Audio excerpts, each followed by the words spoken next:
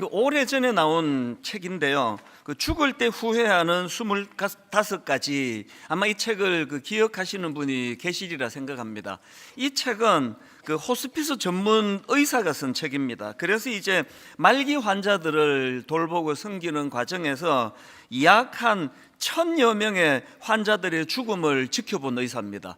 이제 그것을 가지고 과정을 쭉 이제 경험해 보니까 참 마음이 아픈 게 뭐냐 하면은요, 그렇게 마지막 순간에 이제 눈을 감는 분들이 지난 삶을 되돌아보는데, 나는 이제 죽어도 여한이 없습니다. 난 내 인생에 후회 없습니다.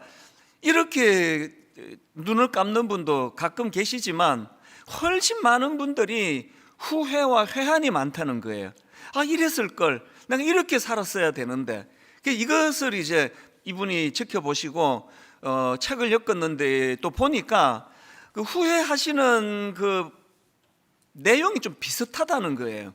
비슷비슷한 내용으로 후회를 하시는데 그것을 이제 25가지로 묶어서 책을 냈는데요.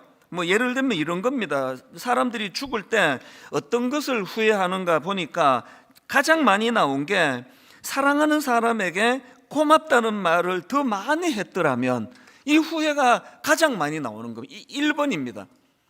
그리고 또 이제 이런 후회들이요, 조금만 더 겸손했더라면 좋았을 텐데. 또 이런 후회, 친절을 베풀었더라면 좋았을 텐데. 또 가고 싶은 곳으로 여행을 떠났더라면, 그래서 너무 사는데 찌들려 가지고 여행도 잘 못했던 거, 이런 것들이 다 이제 마지막 눈 감으면서 후회할 거리가 되고 또 회한이 된다, 이제 그런 내용입니다.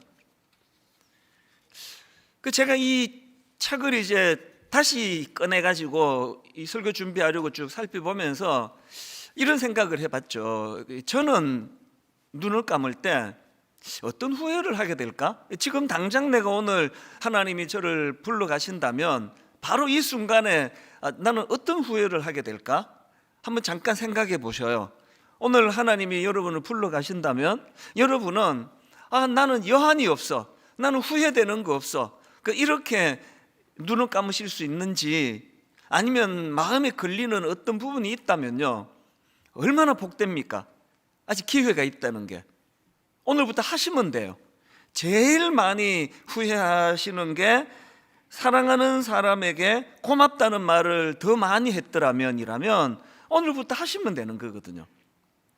또 비슷한 글을 제가 읽었는데요, 요즘에 TV 프로그램 중에서 명사들을 초청해서 인터뷰하는 이 프로가 사람들에게 되게 좀 흥미를 가져다 주어서 많은 분들이 시청하고 있는데요, 언젠가 그 프로에 종양내과 전문 의사가 출연을 했나 봅니다. 그 의사분이 이제 좀 운영하는 병원에서 독특한 게 하나 있는데, 그 병원에는 임종방을 운영한다는 겁니다. 이제 이 종양내과다 보니까 또 이 병원에서도 이제 환자가 거기서 마지막 임종을 하는 경우들이 이제 많다가 보니까 그 의사 입장에서 배려하는 거죠. 임종방을 만들어서 이제 그 환자가 가족들과 함께 마지막 시간을 보낼 수 있도록 그렇게 배려해서 방을 만들었는데요, 여러분 이 인간의 기관 중에서 제일 오래까지 살아남는 게 청력이라고 하는 말씀 들어보셨죠? 그래서 이제 이게 기능이 다 멈춘 것 같은데도 이제 청력은 살아 있을 수 있다, 그런 분석들을 많이 하는데요, 그러다 보니까 이제 이 병원에서 가끔씩 이제 가족들이 그 환자가 마지막 순간에 숨이 거두어지기 직전, 혹은 이제 숨이 끊어졌다 하더라도 이런 권면을 한대요. 마지막 환자 귀에다 대고 큰 소리로 그렇게 마지막 하고 싶은 이야기를 하시라고 그렇게 권면을 하는 경우가 있대요. 그러면 이것도 딱 짐작이 가잖아요. 대부분의 마지막으로 하는 말들이 이제 가장 맺혀 있는 말, 그런 말들을 하는 거 아니겠습니까? 그래서 이제 참 눈물 어린 고백들을 많이 하는 겁니다. 진짜 당신을 사랑했다고, 이런 눈물 어린 고백도 하고요, 당신을 만나 너무 행복했다, 이런 고백도 하고요, 그리고 또 당신이 내게 참 고마웠다고 이제 말하지 못한 이런 것들을 마지막에 이제 하고 그런 경우들이 얼마나 많았겠습니까? 그 제가 이제 그런 내용의 글을 읽으면서 드는 생각이 뭐냐 하면은 참 그 마지막에 그렇게 사랑을 고백하고 감사를 표현하는 그게 너무나 아름답지만 아니 이거 좀 빨리 했으면 얼마나 좋았겠습니까? 이게 이 청력이 지금 살아있다 그래서 막 크게 귀에다 대고 그렇게 사랑한다고 고백하지만 지금 막 귀에다 대고 막 급하게 안 해도 되는 일상에서 그런 고백들을 더 자주 할 수만 있다면 얼마나 좋겠습니까? 그런 생각을 제가 하게 되더라고요. 그럼 이런 질문을 하게 되지 않습니까? 아니 이거 평상시에 이게 뭐 엄청나게 힘드는 것도 아니고 뭐 이게 돈이 드는 것도 아닌데 왜 이렇게 우리는 평상시에 사랑을 고백하지 못할까? 왜 그렇다고 생각하세요? 많은 이유가 있겠지만 제가 생각해 보니까 방심하는 거예요. 뭐 시간 아직 많이 남아 있는데 그래서 제가 이런 생각을 하다가 보니까 제가 앞에서 언급해드린 죽을 때 후회하는 25가지 책 그 맨 뒷표지에 나오는 스티브 잡스의 글 하나가 참 제 마음에 와닿았습니다. 스티브 잡스가 이런 말을 했습니다. 인생의 중요한 순간마다 곧 죽을지도 모른다는 사실을 명심하는 것, 이것이 내게 가장 중요했다. 참 지혜로운 분 아닙니까? 어떻게 이런 생각을 했는가 보니까요, 이분이 17살 때 읽은 글에서 자기가 감동을 받아가지고 영향을 미쳤다, 그런 내용입니다. 17살 때 읽은 글이 뭐냐 하니까 이렇습니다. 하루하루가 인생의 마지막 날인 것처럼 산다면 언젠가는 바른 길에 서 있게 될 것이다. 17살 때 이 글귀를 읽고는 자기가 이게 영향을 받은 거라는 거예요. 그래서 이제 거기에 결론의 말이 이렇습니다. 죽음은 삶이 만든 최고의 발명품이다. 죽음은 삶을 변화시킨다. 그 다음 들어보세요. 여러분의 삶에도 죽음이 찾아온다. 인생을 낭비하지 말기 바란다.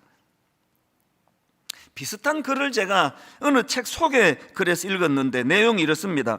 죽음을 의식하라는 현인들의 충고는 삶의 우선순위에 집중하라는 뜻이다. 왜 우리가 죽음을 생각하는 겁니까? 한계가 있다는 거예요. 끝이 있다는 겁니다. 그래서 막 이렇게 살면 나중에 반드시 후회하게 된다. 이거를 인식하기 위해서 죽음을 인식하면서 살아라. 뭐 그런 내용입니다.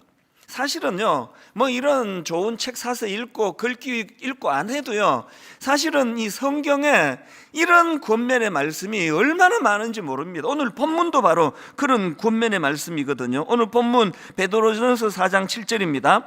만물의 마지막이 가까이 왔으니 그러므로 너희는 정신을 차리고 근신하여 기도하라.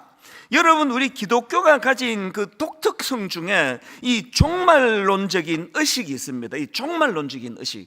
그래서 그 예수님께서도요, 이 긴박한 종말 의식을 갖고 살아야 된다, 이런 말씀들을 여러 군데서 하셨습니다.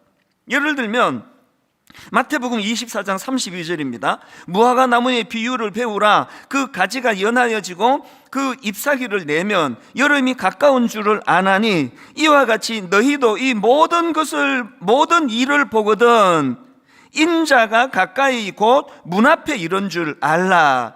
지금 예수님께서 우리들에게 가르치고자 하시는 게 이겁니다. 이 긴박한 종말 의식을 가지고 예수 그리스도가 다시 오신다. 근데 언제 오실지 예고를 안 하셨지만 오늘 이 순간에도 우리가 그것을 인식하고 의식하며 살아야 된다. 그 말씀을 예수님이 주셨거든요.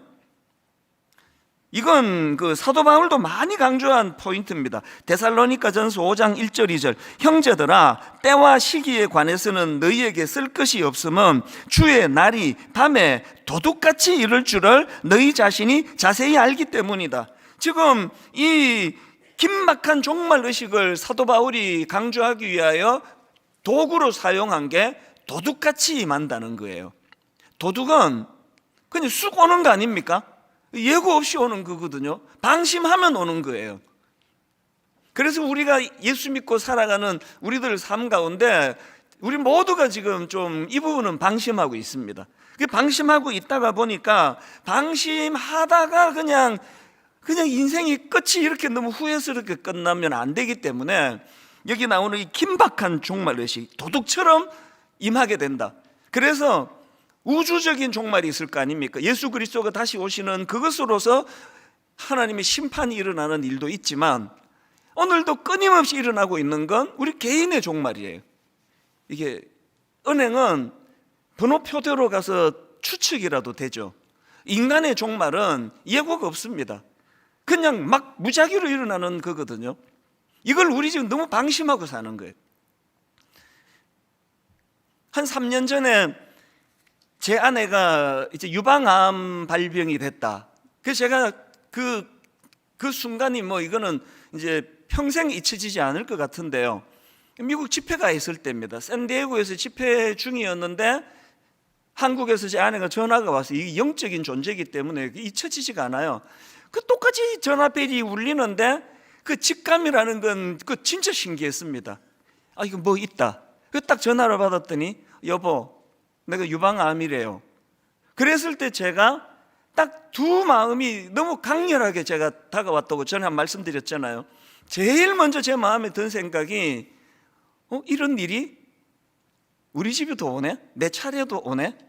우리 목회자는 성도님들의 이런 가슴 아픈 소식을 그거 그냥 숨 쉬듯이 듣고 사는 존재다 보니까요. 그래서 또 좋은 점도 있었습니다. 어느 성도님이 무슨 암에 걸렸다, 또 어느 성도님이 이렇게 암으로 고통하는데 이걸 너무 익숙하게 듣다 보니까 막 하늘이 노랗고 막 충격이 되고 그러지를 않고요. 굉장히 제 마음에 강렬하게 들어온 생각이 우리 차례도 있네? 내 차례도 오네? 이게 잊혀지지 않는 굉장히 강한 생각이었고요. 두 번째로 든 생각이 이거였습니다. 이게 굉장히 저에게 유익한 거거든요. 우리 부부가 모든 분이 다 그렇잖아요. 헤어진다는 거 상상을 안 해봤지 않습니까? 영원히 사는 줄 알았죠. 그냥. 그런데 우리 제 아내가 여보 유방암이래요. 그랬을 때 두 번째로 든 생각이 우리 사이도 끝이 있는 거구나. 이게 자각이 됐어요. 워낙 이제 초기에 발견이 되고 해서 항암 치료도 안 받고 지금은 멀쩡하게 일상으로 돌아갔지만 그러나 그 강렬했던 그 충격이 내 인생을 바꿔놨습니다. 그래서 저는 제 아내가 유방암 발병한 것이 제 인생에 참 소중하고 유익해요. 그 이전에는 가정을 방심했거든요. 또 교회에 정신이 없어가지고 밤낮으로 교회만 뛰어다니고 그랬었는데 요즘에는 많이 의식을 해요. 그래서 월요일 날 쉬는 날에는 옛날에는요 어디 가자 그러면 계속 두통이 있어가지고 가기 어렵다 그러고 누워만 있었고 실제로 또 그랬고요. 지금도 또 그래요.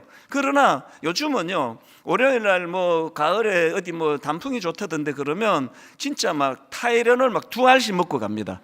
약을 먹어서라도 가야지. 그럼 이게 이제 유한하다는 걸 인식하고부터 이게 영원하지 않다는 걸 자각하는 게 내 인생에 너무나 소중한 깨달음을 준 거거든요.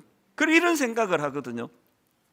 어떤 분이 100살까지 무병장수 하나도 안 아프고 100살까지 건강하게 사셨단 말이에요. 이번에 문제가 뭐냐? 99살이 될 때까지 인생이 끝이 있다는 걸 인식 못하고 그냥 살다가 99살에야 인생이 유한하네. 그러면 그분은요 1년짜리 인생이에요.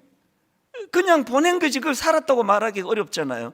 의미가 부여가 되고 일상이 하루하루가 너무 소중하고 감사하고 기쁘고 특히 가정 안에서 그 아내와 남편과의 이 관계의 소중함. 그래서 제가 이런 것들을 깨닫게 되고 나니까 요즘에 제 인생에 여러 가지 변화가 일어나는 것 같습니다. 왜 주님께서 이 긴박한 종말의식을 가지고 살아라 그렇게 권하시느냐? 오늘 본문도 마찬가지입니다. 베드로전서 4장 7절에 보니까 만물의 마지막이 가까이 왔으니 그 다음 보십시오. 그러므로 너희는 어떡하라고요? 정신을 차리고 근신하여 기도하라. 이 긴박한 종말의식을 가지고 사는 사람들은요 자기 인생을 방심하지 않습니다. 자기 인생을 그렇게 막 살지 않아요. 저는요 이 외도하는 이 문제를 갖고 이제 설교 시간에 여러 번 제가 권면하잖아요. 이 외도 자체가 뭐 이게 하면 안 되는 일이기 때문에 우리가 절제해야 되지만, 이게 만약에 이제 뭐 만에 하나 하나님이 뭐 외도해도 괜찮다 하더라도 우리 인생을 막 그렇게 분산해서 사는 것 자체가 옳은 게 아니라는 거예요. 이게 뭔가 몰두하고 뭔가 가치 있는 걸 찾아 나가고 무언가 인생을 집중하면서 그렇게 의미를 찾아 나가도록 하기 위해서 우리 주님은 우리가 늘 긴장하고 살기를 원하십니다.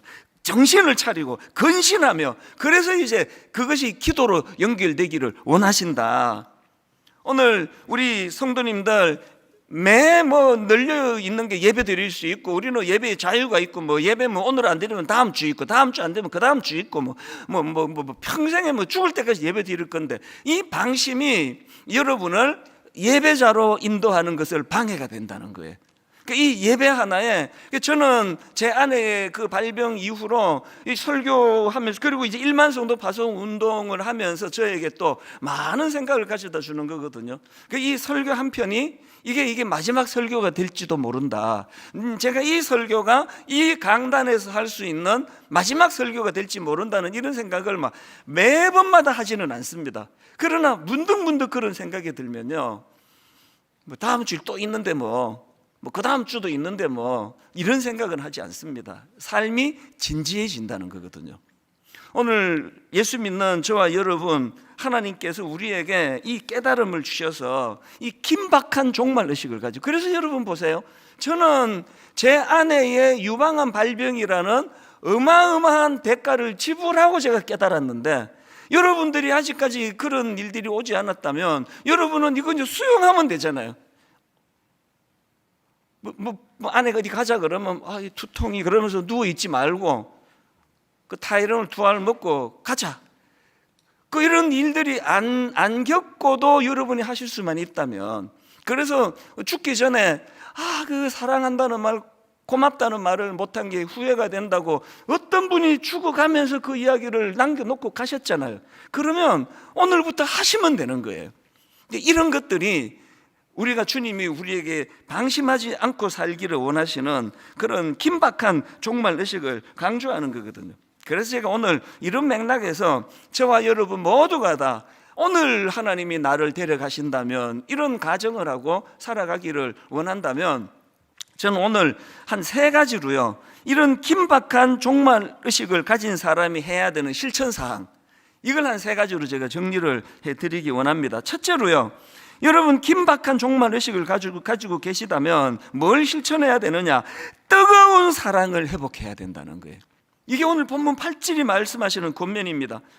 무엇보다도 뜨겁게 서로 사랑할지니 사랑은 허다한 죄를 덮느니라. 여러분, 우리가요 열심히 사랑하는데요, 어디까지 사랑하라고요? 상대방의 약점이 덮여질 때까지 사랑하라는 거예요. 막 부부싸움도 막 열심히 하고 너무너무 또 서로도 사랑하고 하는 거는요, 아직까지 그 사랑이 덮일 정도로는 그 허물이 덮일 정도로는 사랑하지 않고 있다고 하니까 더 분발하셔야 되겠죠. 그래서 이게 제가 그 3번역으로 보니까 무엇보다도 뜨겁게 서로 사랑할지니를 무엇보다도 먼저 뜨겁게 서로 사랑할지니, 또 공동번역에서는 모든 일에 앞서 뜨겁게 사랑할지니, 이게 가장 우선되는 실천사항이더라는 거예요. 제가 그 1만 성도 파송 운동이 저에게 영향을 많이 미쳤다고 조금 전에 말씀을 드렸지 않습니까? 무엇보다도요, 자꾸 마음에 병이 들어요.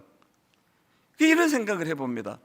이제 29개 내가 아끼는 어떤 물건을 어딘가 기증을 한다고 내놓는다고 가정을 하면은 내놓을 때 좀 아까울 것 같아요. 근데 이렇게까지 해야 되나? 그리고는 내놓고 나면 시간 지나면 다 잊혀질 것 같아요. 막 그거를 갖고 계속 막 마음에 병이 들고 그러지 않을 것 같은데요, 1만 성도 파송 운동은 반대예요. 4월 달에 파송을 할 때는 모두가 다 그렇게 힘들다고 이야기를 하셨지만 저는 그 정도까지 힘들지 않았거든. 사명이니까요. 이건 약속한 거 주님께 해드리는 거니까. 그런데 이게 지금 한 6개월 지났는데 그 4월 달에는 비교가 안 될 만큼 마음에 병이 들어요. 제가 그래서 자꾸 눈물도 나고 마음에 여러 가지 힘이 들어요. 이게 왜 자꾸 이게 점점 더 마음의 병이 깊어질까 생각했더니 뼈저리게 제 마음에 아픔이 하나 있어요. 교회가 너무 크기 때문에 계실 때 더 만나고 교제하고 기도해드리고 이런 일을 제가 못했습니다. 그분이 또 올려지는데 어떤 분은 목사님이 이제 제 죽을 때 장례 치러 주실 거죠? 이렇게 하고 등록하신 어른을 생각하면 눈물밖에 안 나죠. 아무것도 해드린 게 없고 그분이 그렇게 가시게 되는 날이 있을 줄을 꿈에도 몰랐거든요. 이걸 제가 자각하고 나니까 마음이 굉장히 힘들고 아프고 또 어떨 땐 눈물도 나고 하지만 이거 역시 제 아내가 발병했던 거랑 똑같이 너무 소중한 거예요. 그래서 제가 은퇴하는 그날까지 정말 우리 성도님 한 분 한 분 어떻게 섬겨 드려야 돼, 은퇴하고 나서 후회하지 않을까. 이게 제가 지금 기회가 있어도 이렇게 마음이 아픈데 이제 은퇴하고 더 이상 저에게 기회가 찾아오지 않는다 하면 제 은퇴 이후는 굉장히 고통스러울 것 같거든요. 이게 저만의 문제가 아니겠죠? 여러분 기회 있을 때 아내에게, 남편에게, 우리 부모님에게, 자녀들에게 뜨겁게 사랑하시기 바랍니다. 내가 낳은 자식, 나 죽을 때까지 뭐 같이 있지 안 그렇습니다. 기회가 있을 때 뜨겁게 사랑하는 거예요. 그냥 사랑하는 거 말고 뜨겁게 사랑하는 거예요. 그냥 사랑하는 거 말고 뜨겁게 사랑하는 거는 뭐 어떻게 하는 게 뜨겁게 사랑하는 거라고요? 상대방의 약점이 덮일 때까지 사랑하는 거예요. 제가 요즘에 철이 좀 드니까요. 전에는 이제 또 젊을 때죠. 뭐 이렇게 하지 마라, 해라, 뭐 치약은 뭐 끝에서부터 짜라, 뭐 이런 잔소리를 제가 많이는 안 해도 하여튼 했던 거예요. 그리고 뭐 걸핏하면은 뭐 아이고 그 목사 부인이 뭐 그렇게 하고 가면 돼? 또 옷차림도 뭐 아이고 뭐 옷을 그렇게 입으면 안 될 것 같은데 요즘은요 어떤 간섭도 안 해요. 뜨겁게 사랑하기를 원할 뿐이에요, 그냥. 그리고 또 깨달은 게 있는데요. 인간은 절대로 안 바뀌는 존재입니다. 애쓰지 마세요. 안 바뀝니다. 그런 어떤 별로 중요하지도 않은 건데 막 마음 걸고 그래서 갈등 가고 싸우고 다투고 막 이거 정말 안타까운 거예요. 그래서 그냥 사랑하는 게 아니라 뜨겁게 사랑하는 거고, 뜨겁게 사랑하는 건 뭐라고요? 상대방의 허물이 덮일 때까지 사랑하는 거거든요. 이 목표 우리 같이 한번 해보자고요. 교회적으로도 또 가정적으로도. 하나님께서 이제 아직도 우리에게 기회가 있다는 게 너무 소중하고 너무 감사하면서 그렇게 사랑하게 되시기 바랍니다. 오늘 우리 부부가 같이 예배 드리러 오신 분들은요 지금 하세요. 기다려 드릴게. 하세요. 손 잡으시면서 여보 사랑해. 그 장로님 왜 안 하세요? 하세요. 여러분이 자꾸 하셔야 돼요.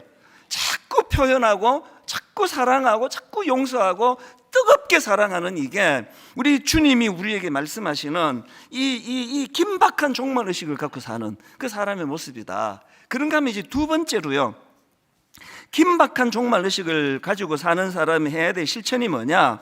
섬기고 봉사하는 삶을 살자는 거거든요. 오늘 본문 9절과 10절입니다. 서로 대접하기를 원망 없이 하고 각각 은사를 받은 대로 하나님의 여러 가지 은혜를 맡은 선한 청지기 같이 서로 봉사하라. 고린도후서 4장 5절입니다. 우리는 우리를 전파하는 것이 아니라 오직 그리스도 예수의 주 되신 것과 또 예수를 위하여 우리가 너희의 종된 것을 전파함이라. 너무 중요한 말씀이에요. 우리를 드러내는 사람이면 안 됩니다. 우리는 우리를 자랑하는 사람이 되면 안 됩니다. 우리는 우리를 전파하는 게 아니라 분당 우리에게 설교 얼마나 좋은지 여러분 다 아시잖아요. 아니 여러분이 나 같은 담임 목사 만나는 게 쉬운 일입니까? 이러면 안 된다고 그러죠. 이러면 안 된다고. 그러면서 속내 다 얘기하네라고 생각하신다면 잘 보신 거예요. 본능은요 우리를 드러내고 싶은 게, 부부간에도 막 얼마나 생색을 하고 싶은지를 제가 살아보니까 있더라고요. 제 아내한테도 막 나 같은 남편을 만나는 게 얼마나 이게 쉬운 일이 아니라는 걸 여러 가지 표현을 하면서 이렇게 이제 전달하면은 제 아내는 그걸 접수를 안 시켜줘요. 얘가 왜 안 오나? 이런 소리 하면서 화제를 바꿔버려요. 우리는 우리를 전파하는 사람이 아니에요. 그러면 그 다음 구절을 보세요. 우리는 우리를 전파하는 것이 아니라 오직 그리스도 예수의 주 되신 것과 그 다음에 또 예수를 위하여 우리가 너희의 뭐된 것? 종된 것을 전파함이라. 여러분, 이 말씀 잊으시면 안 됩니다. 아까 뜨겁게 사랑하라 그랬잖아요. 그 뜨겁게 사랑할 대상 중에 가장 우선 되시는 대상은 예수 그리스도세요. 우리가 예수님을 뜨겁게 사랑해야 돼요. 그분은 죄와 허물이 없기 때문에 뭐 덮어드리고 뭐가 없으면 사랑하기만 하면 돼요. 주님 사랑합니다. 뜨겁게 주님을 사랑하고 그 다음에 그 주님을 뜨겁게 사랑하는 사람이 나타나는 그 정상이 뭐냐? 나는 당신의 종이다. 이게 그겁니다.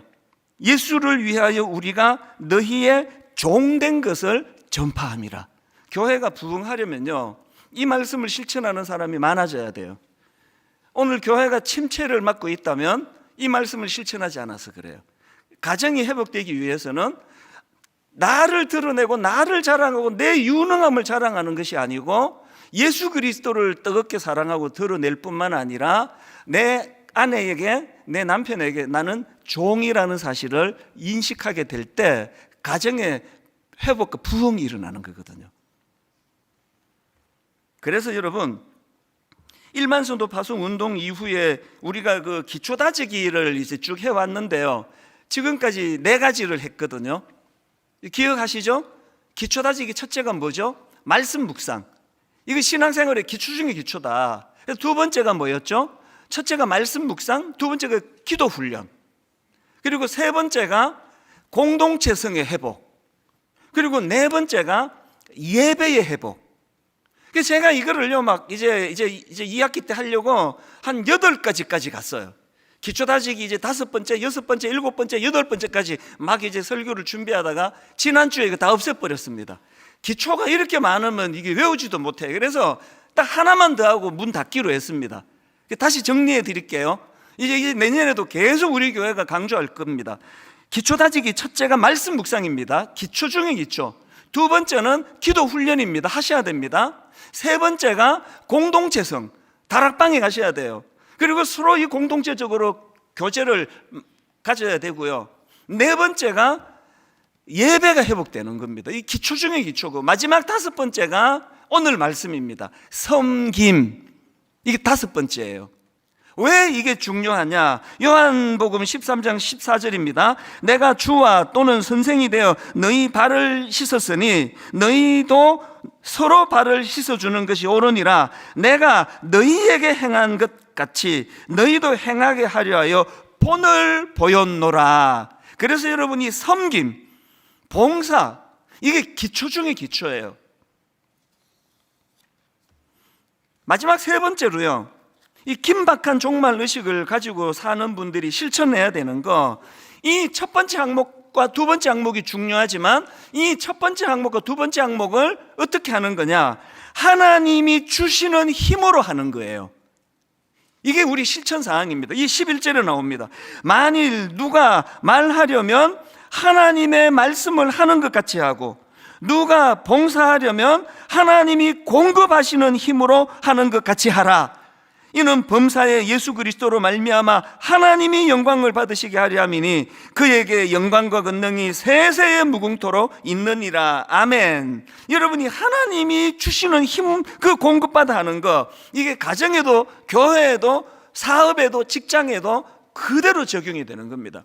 제주도에요, 제가 참 존경하는 장로님, 권사님이 하고 계시는 리조트가 있습니다. 규모가 좀 큰 리조트예요.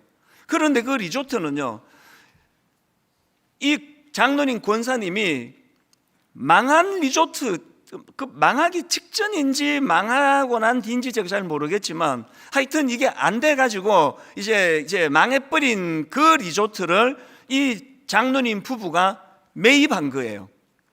그리고는 이제 그 리조트를 운영을 하시는데 제가 그 놀랐던 게요, 그 완전히 망한 리조트를 매입했는데 2년 만에 부흥이 일어났습니다. 손님이 막 얼마나 예약을 많이 하고 많이 찾고 2년 만에 완전히 흑자로 돌아선 거예요. 이게 어떻게 가능했지? 제가 몇 년 전에 거기에서 한 이틀을 묵어봤는데요, 답 금방 나오더라고요. 이게 부흥이 안 될 수가 없는 거네. 우선 직원들이 너무 친절해요. 이제 가서 이제 체크인을 하고 나면 보통은요, 키 주면서 요렇게 돌아서 저쪽에 뭐 그 301호가 있습니다, 그렇게 가르쳐 주잖아요. 여기는요, 체크인하고 나면 안내했던 그분이 따라 나서요. 그리고는 가방 들고 문까지 다 데려다 줘요. 우리나라의 그 손님 맞이가 그거 아닙니까? 그 문까지 같이 안내를 해주면서 그렇게 대접을 해요. 그리고 그 다음날 아침에 이제 그 식사 조식 시간인데요, 네, 진짜 충격을 받았습니다. 그 많은 손님들이 아침 먹으러 지금 앉아 있는데요, 옆에 그 당근을 가지고 생과일 주스를 만드는 거예요. 당근을 가지고 주스를 만드는데 막 기계도 크고요, 막 당근도 막 산더미처럼 쌓여 있는데, 놀랍게도 그 장로님, 권사님, 그러니까 사장님 뭐 부부가 발벗고 새벽에 나서는 거예요. 그래서 손님이 저도 주스 한 잔 주세요. 그러면은 가 계세요. 그리고는 그 사장님이 직접 배달을 해요. 그리고 다 갖다 드리고 그런 일을 하니까 이게 한 번도 대접을 받아본 적이 없는 이런 대접을 받으니까 또 가고 싶어지는 거거든요. 그 제가 그 권사님께 한번 질문을 드려봤어요. 아니, 권사님 어떻게 이 망한 리조트를 매입하셔가지고 2년 만에 이렇게 흑자로 돌리겠습니까? 그랬더니 그분 대답이 진짜 너무 재밌었습니다. 간단하게 이렇게 말하더라고요. 그거요, 목사님, 제가 우리 교회 여전도에서 하던 봉사 그대로 하니까 손님들이 다 끄벅끄벅 넘어가던데요. 우리는 맨날 대접을 받아가지고 당연한 것처럼 느껴지시죠? 세상 사람들은 이런 대접을 받아본 적이 없나 봐요. 그래서 여전도회, 우리나라 가장 강력한 섬김의 기관이 여전도회 아닙니까? 우리로 말하면 이제 여순장반, 정성을 다해서 섬기는 걸 본인이 교회에서 하는 대로 그냥 했더니 이렇게 되더라는 거예요. 이렇게 설교하면 주중에 직원들이 좀 부작용이 생겨요. 전화가 와요. 그 리조트 이름 좀 알려주세요. 그러려고 설교하는 게 아니고요, 지금 제가 아까 하나님 주시는 힘으로 11절에 만일 누가 말하려면 하나님의 말씀을 하는 것 같이 하고, 누가 봉사하려면 하나님이 공급하시는 뭐로? 공급하시는 힘으로 하는 것 같이 하라. 이 원리가 교회에서, 가정에서 뿐만 아니라 비즈니스 하는데도 통하더라는 거예요. 전심을 다하여 대접하고, 전심을 다하여 친절하고, 전심을 다하여 그렇게 섬기면 이게 세상에서도 통하더라는 거거든요. 오늘 여러분 다 아시지만 사역 박람회예요.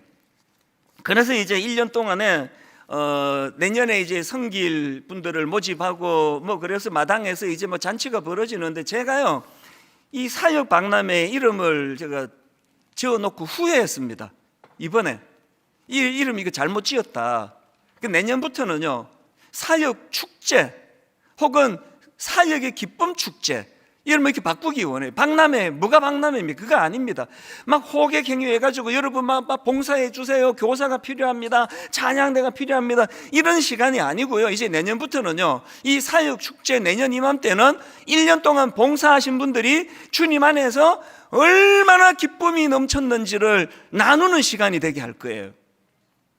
아까 제가 그 권사님이 하나님이 주시는 힘, 하나님이 공급해 주시는 힘으로 그렇게 리조트를 했더니 너무나 많은 그런 부흥이 일어나더라, 사업이 잘 되더라, 그런 말씀을 제가 오래전에 들었는데, 이번에 이 설교 준비하다가 툭 떠올려지니까 찬양 하나가 떠오르는 겁니다.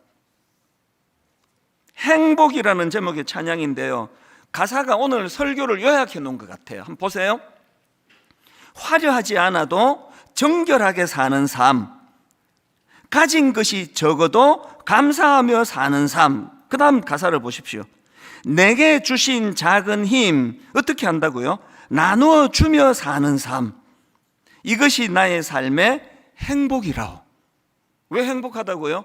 우리는 그렇게 지원받은 겁니다. 여러분, 그 예수님의 가나 혼인잔치 아시잖아요? 그 잔치집에 포도주가 떨어져 버렸어요. 그 난감하고 당황스러운 순간에 주님이 그 물을 포도주로 바꿔주시는 기적을 베풀었더니 모든 하객들이 다 넘어갔어요. 막 이런 포도주 나 처음 본다. 어디서 이런 향내 나는 고급 포도주를 만들었냐고 모든 사람들이 그렇게 감탄하며 마시고 있는데요. 그런데 요한복음 2장의 그 가나 혼인잔치에서 가장 행복한 사람은 포도주 마신 손님이 아닙니다. 심부름하느라고 자기는 포도주도 못 마셨을 것 같은 하인들이에요. 물도온 하인은 알더라의 기쁨이에요. 이게 사역 박람회에서 우리가 추구하는 기쁨입니다. 우리는요, 하나님의 자녀로 태어난 사람들은요, 포도주 마셔서 즐길 수 있는 사람이 아니에요. 포도주 마셔서 즐기는 게 아니라 주님과 더불어 섬김의 동력을 행할 때 거기에 기쁨이 생기는 거거든요. 이제 마당에 가셔서 사역 박람회 둘러보시고 또 여러분 너무 한두 분이 무거운 짐을 지지 않도록 우리 교회는 1인 1 섬김입니다. 1인 1 섬김. 백지장을 맞들며. 그래서 오늘 이 찬양을 우리가 같이 한번 부르고요. 그리고 나서 하나님 앞에 아버지 정말 내가 행복하기 원합니다. 행복이 없었던 게 아니고 지금도 계속 흘러오거든요. 그걸 내가 가로막고 있어서 그래요.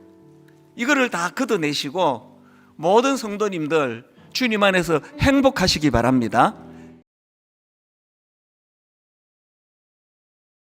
저는 간혹 그 그림책을 구입해서 이제 그것을 가지고 묵상할 때가 있습니다. 이 그림책이 좋은 게요, 이게 굉장히 짧은 문장을 가지고, 그래서 이제 한 페이지 전체에 뭐 몇 글자 되지 않습니다. 이게 이제 엑기스만 가지고 설명해 나가기 때문에 그게 제가 이제 묵상할 때 참 도움이 될 때가 있습니다. 그 최근에도 그 나는 기다립니다 이런 제목의 그 그림책을 가지고 이제 이거를 갖고 다니면서 가방에 넣고 다니면서 읽어보고 또 묵상도 하고 그랬었는데요.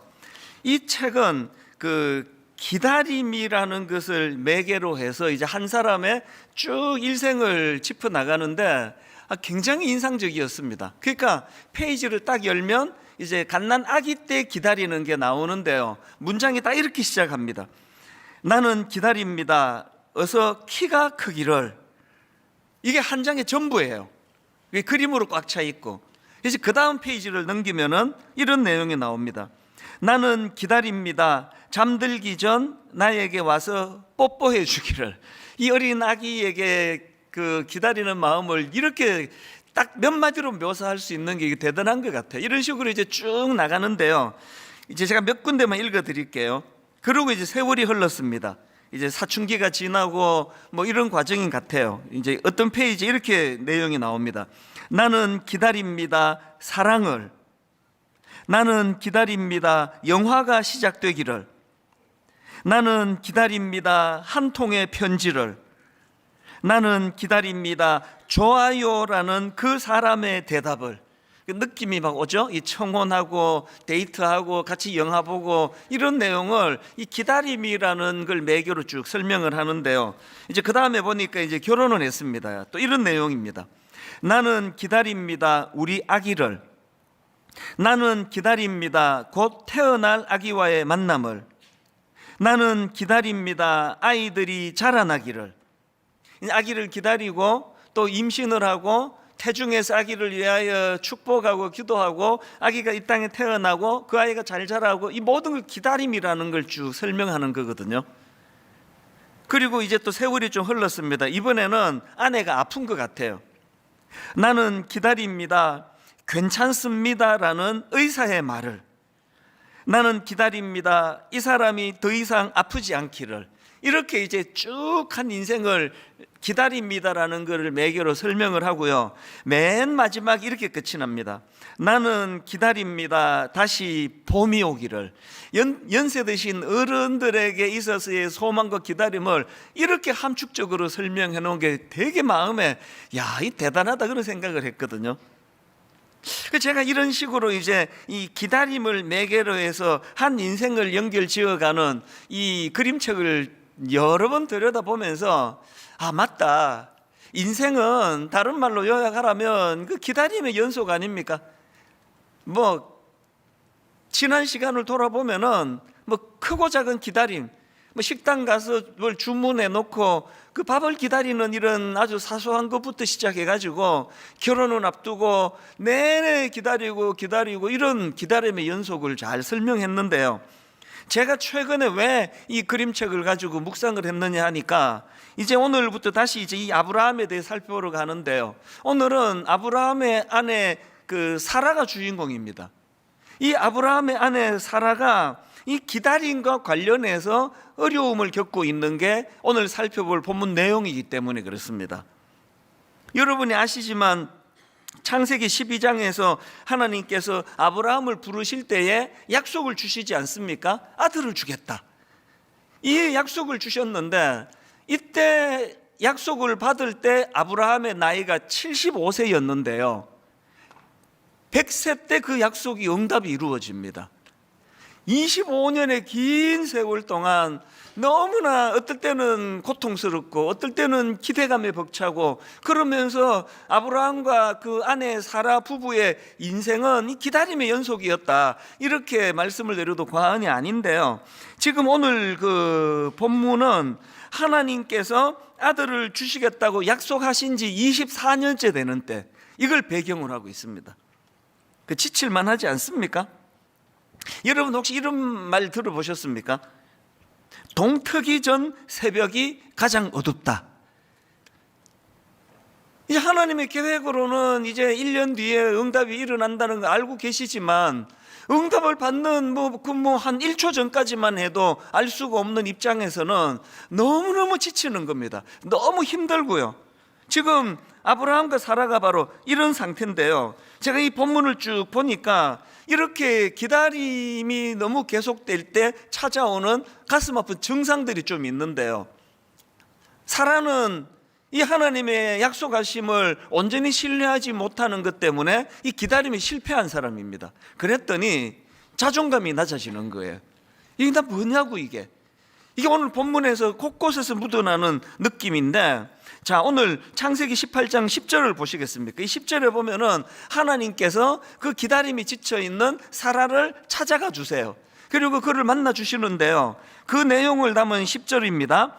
그가 이르시되 내년 이맘때 내가 반드시 내게로 돌아오리니 내 아내 사라에게 아들이 있으리라 하시니 사라가 그 뒤 장막문에서 들었더라. 지금 하나님이 사라에게 나타나셨는데 사라는 지금 하나님 앞에 나서지도 못하는 상황입니다.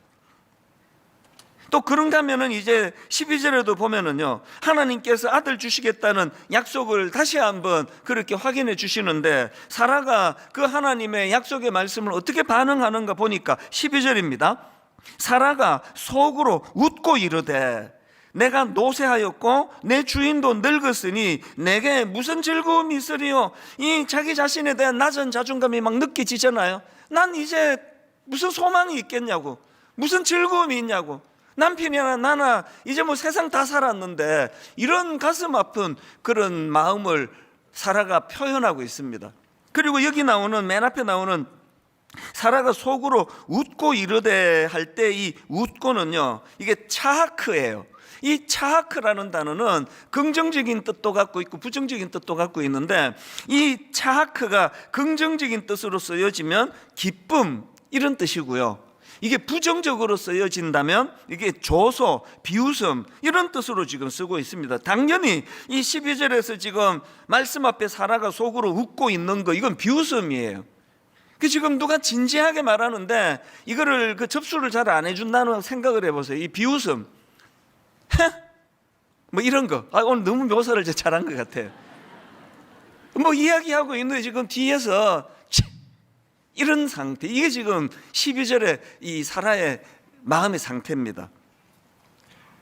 이 차하크라는 단어가 부정적으로 쓰인 곳이 한 군데 더 있습니다. 그게 창세기 19장 14절인데요. 롯이 나가서 그 딸들과 결혼할 사위들에게 말하여 이르기를 여호와께서 이 성을 멸하실 터이니 너희는 일어나 이곳에서 떠나라 하되 그의 사위들은 농담으로 여겼더라. 이 농담, 이 차하크예요. 그 뉘앙스가 비슷한 거 아닙니까? 지금 장인은 이 성이 곧 멸망할 테니까 빨리 도망가야 된다, 진지하게 그렇게 지금 권면하고 있는데 사위들이 그 말을 농담으로 들어버리는 거예요. 차하크. 이게 지금 오늘 본문에 나오는 하나님 말씀 앞에 반응하는 사라의 마음 상태예요. 아니 그럼 사라는 왜 하나님께서 주시는 이 약속의 말씀에 대해 이렇게 부정적으로 그것을 반응하는가? 왜 비웃어버리느냐? 대답 간단합니다. 지금 하나님이 너무 오래 기다리게 하셨고요, 그리고 또 이 아브라함과 사라 부부 입장에서 자기들이 아이를 갖기 위하여 할 수 있는 모든 노력은 다 한 상태예요. 여러분 그거 아시죠? 그 대리모 사건이라고요. 이제 이 사라가 기다리다 안 되니까 무슨 꼼수를 씁니까? 자기 여종 하갈을 남편에 줘서 그렇게라도 아들을 얻겠다라고 할 정도로 그렇게 사라가 자기 나름대로는 좋지 않은 방식까지 동원해서 아이를 얻기 원했습니다. 그래서 아브라함이 이제 이 아들이 이게 하나님이 약속하신 그 아들인가 보다 그렇게 믿고 그 아이를 잘 키우고 있는데 하나님께서 수년이 있다가 하나님께서 나타나셔가지고는 그 아들은 약속의 아들 아니다, 그 잘못된 방법이다 이래버리니까 이 얼마나 지치겠냐고요.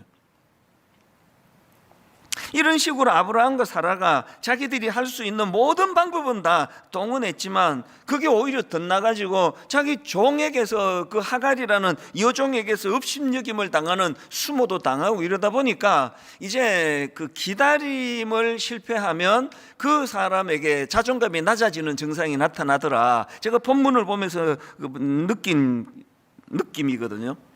오늘 본문에 보면은 아까도 봤지만 사라는 지금 자존감이 굉장히 낮아져 있습니다. 하나님의 어떤 약속의 말씀도 이게 희망으로 들려지지가 않는 거예요. 내게 무슨 즐거움이 있다고. 이게 참 마음 아픈 거 아닙니까? 여러분 이렇게 하나님의 약속의 말씀이 기다림에 실패하면요, 우리 인생이 초라해지기 쉽고 우리 인생이 초라해지는 걸 방치해 놓으면 하나님의 말씀이 그냥 막혀버려요. 날 뚫고 들어오지를 못해요. 비웃어버리는 거예요. 제가 오늘 이 설교를 열심히 전하고 나면은 이제 이따가 찬양 부를 때 어떤 분은 막 격하게 반응해요. 말씀이 자기를 통과한 거예요. 그래서 막 손을 들고 찬양하고 눈물을 흘리며 찬양하고 예배 끝나면 화장실에 가서 막 눈물을 흘리고 이런 반응을 보이는가 하면 또 어떤 분들의 반응은 너무 잘 알아요. 그 말씀이 들어가질 않아요. 튕겨져 나오는 거예요. 아이고 또 저 목사는 또 뭐 뻔한 소리 하고 앉았네. 서서 하고 있거든요. 제가 말씀이 터치가 안 돼요. 비웃어버리는 거예요. 뭐 교회 가면 맨날 저런 소리 하는 것이 뭐. 이런 상황을 쭉 이제 사라를 보면서 제가 참 마음 아프게 생각하는데요. 그런데 여러분 성경에 보면은 이런 부정적인 사라와 전혀 다른, 너무나 이 하나님의 기다림이 더디 오는 것에 대하여서도 거기서 희망을 찾는 사람을 저는 알고 있는데요. 신약에 나오는 시므온이라는 할아버지입니다. 저는 12월이 되고 크리스마스가 가까워오면 이 시므온 생각이 자주 납니다. 자, 누가복음 2장에 이 시므온에 대한 내용이 나옵니다. 25절부터 보십시오. 예루살렘에 시므온이라는 사람이 있으니 이 사람은 의롭고 경건하여 이스라엘의 위로를 기다리는 자라. 성령이 그 위에 계시더라. 그가 왜 이제 메시아 다시 오실 주님을 기다리고 있었나 보니까 26절입니다. 그가 주의 그리스도를 보기 전에는 죽지 아니하리라는 성령의 지시를 받았더니, 이걸 우리식으로 조금 더 의역해서 설명을 하자면 성령님이 뭘 약속했습니까?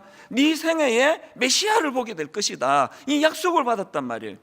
그러니까 지금 본문에 나오는 아브라함의 아내 사라하고 여기 나오는 시므온 할아버지하고 공통점이 있는데 하나님의 그 기다림의 약속을 받은 거예요. 그리고 또 공통점이 뭡니까? 둘 다 응답이 막 너무 늦는 거예요. 그래서 이 사라하고 시므온의 공통점이 둘 다 늙어버렸어요. 겉으로 보기에 굉장히 뭐 갖춘 것도 별로 없는 그 초라한 인생이 돼버렸는데요. 여기에서 결정적인 차이가 나타나는 게 뭐냐? 시므온은 비록 겉은 나이가 들고 초라해지고 그것 때문에 갖춘 게 별로 없는 존재라 하더라도 시므온은 한 번도 그것 때문에 자기가 초라해진 적이 없습니다.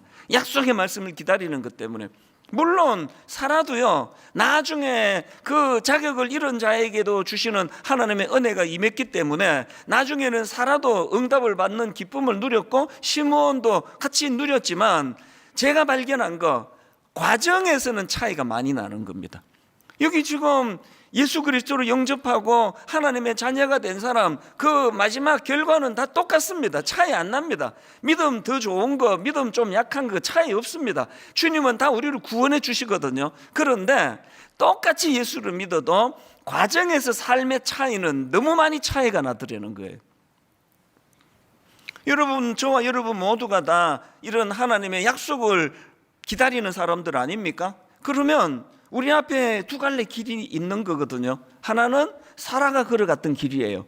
그 더디 오는 응답 때문에 늘 우울하고 자기 자신의 자존감이 낮고 나는 응답을 못 받았다, 그런데 나한테 즐거운 게 하나도 없다, 그렇게 우울한 길이 있고요. 시므온처럼 응답이 안 되는 그게 오히려 이분의 비전이에요. 하나님의 기다리라고 하신 약속은 반드시 응답이 된다. 그래서 연세가 드신 어른들, 나는 나이가 좀 많이 들었지만 내 생애에 가장 좋은 건 아직 안 왔다, 이 얼마나 놀라운 희망입니까?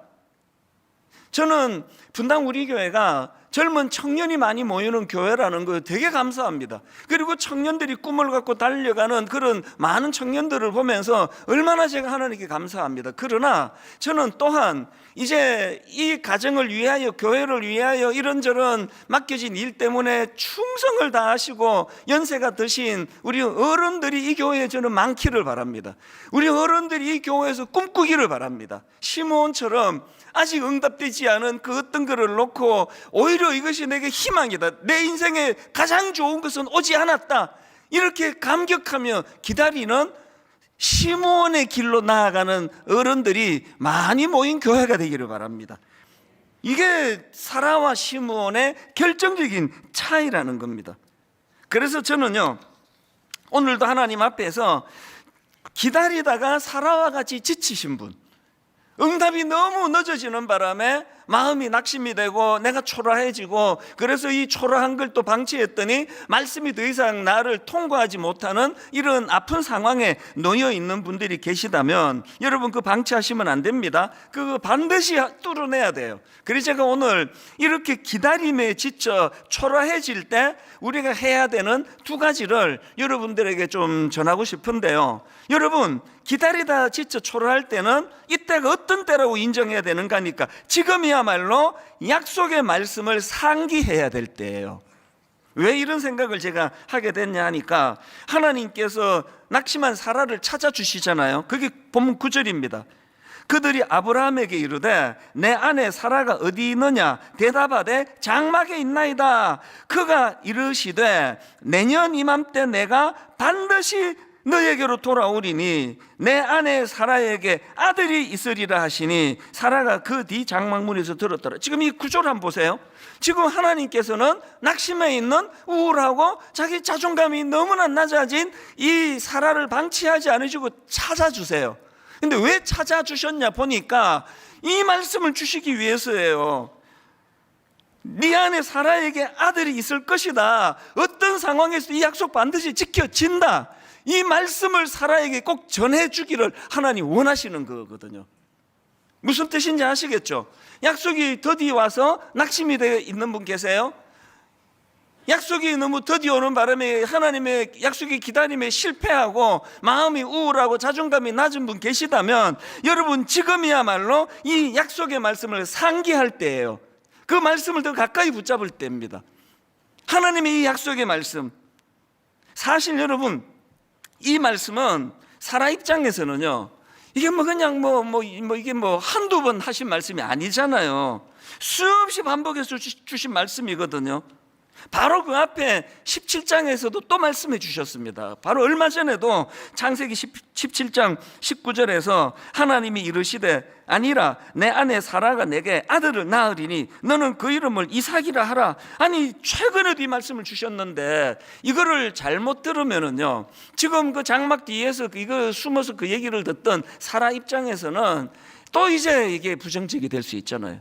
아니 뭐 새로운 게 하나도 없네, 뭐 뻔한 이야기고 지난번에 했잖아 그거. 이게 내가 어떻게 위로가 되겠냐고. 그런데 여러분, 여기에서 우리가 교정해야 될 중요한 생각에 오류가 있는 거예요. 하나님의 말씀은요, 우리가 낙심이 되고 지치고 힘들 때 뭐 대단한 어떤 누구를 찾아가서 머리 내밀고 막 그냥 기도해 달라고 하는 것보다, 어떤 몰랐던 뭐를 깨닫는 것보다 우리가 이렇게 침체가 되고 지치고 초라해지면은 가장 기본으로 돌아가는 거예요. 한 구절 묵상, 내년에 온 교회적으로 이거에다가 우리가 지금 또 수준도 더 퀄리티도 높이고 지금 여러 가지로 준비 중인데요, 여러분 마음이 지치고 낙심이 되면 가장 기본적인 거, 하나님의 말씀을 다시 회복하고 말씀을 상기하는 그런 여러분들이 되시기를 바랍니다. 지난주 저는요, 우리 교회에 그 브라보 시니어 부서가 있습니다. 이제 65세 이상, 이제 75세, 74세까지 어른들 모임인데요, 제가 브라보 시니어 가서 막 강하게 강조했습니다. 이게 세월이 흐르면 사람은 자꾸 위축이 돼요. 자꾸 이제 몸에 힘이 빠지고 뭐 피부도 노화되고 옛날에 막 잘 나가던 시절에 그런 에너지도 잘 안 나오고 그러기 때문에 제가 그 65세 이상 그 모임 가서 막 강하게 부탁을 했습니다. 절대 여기에 지지 말라고, 절대 자기를 위축시키지 말라고, 초라한 거 아니라고, 싸워야 된다고 막 굉장히 강조했습니다. 저도 이제 한 해 이제 점점 이제 좀 체력이 약해지는 게 느껴지거든요. 저는 코로나가 얄미워 죽겠지만 고마운 게 하나 있습니다. 5부까지 인도하던 걸 지금 3부로 줄이게 된 게 다 코로나 덕분이거든요.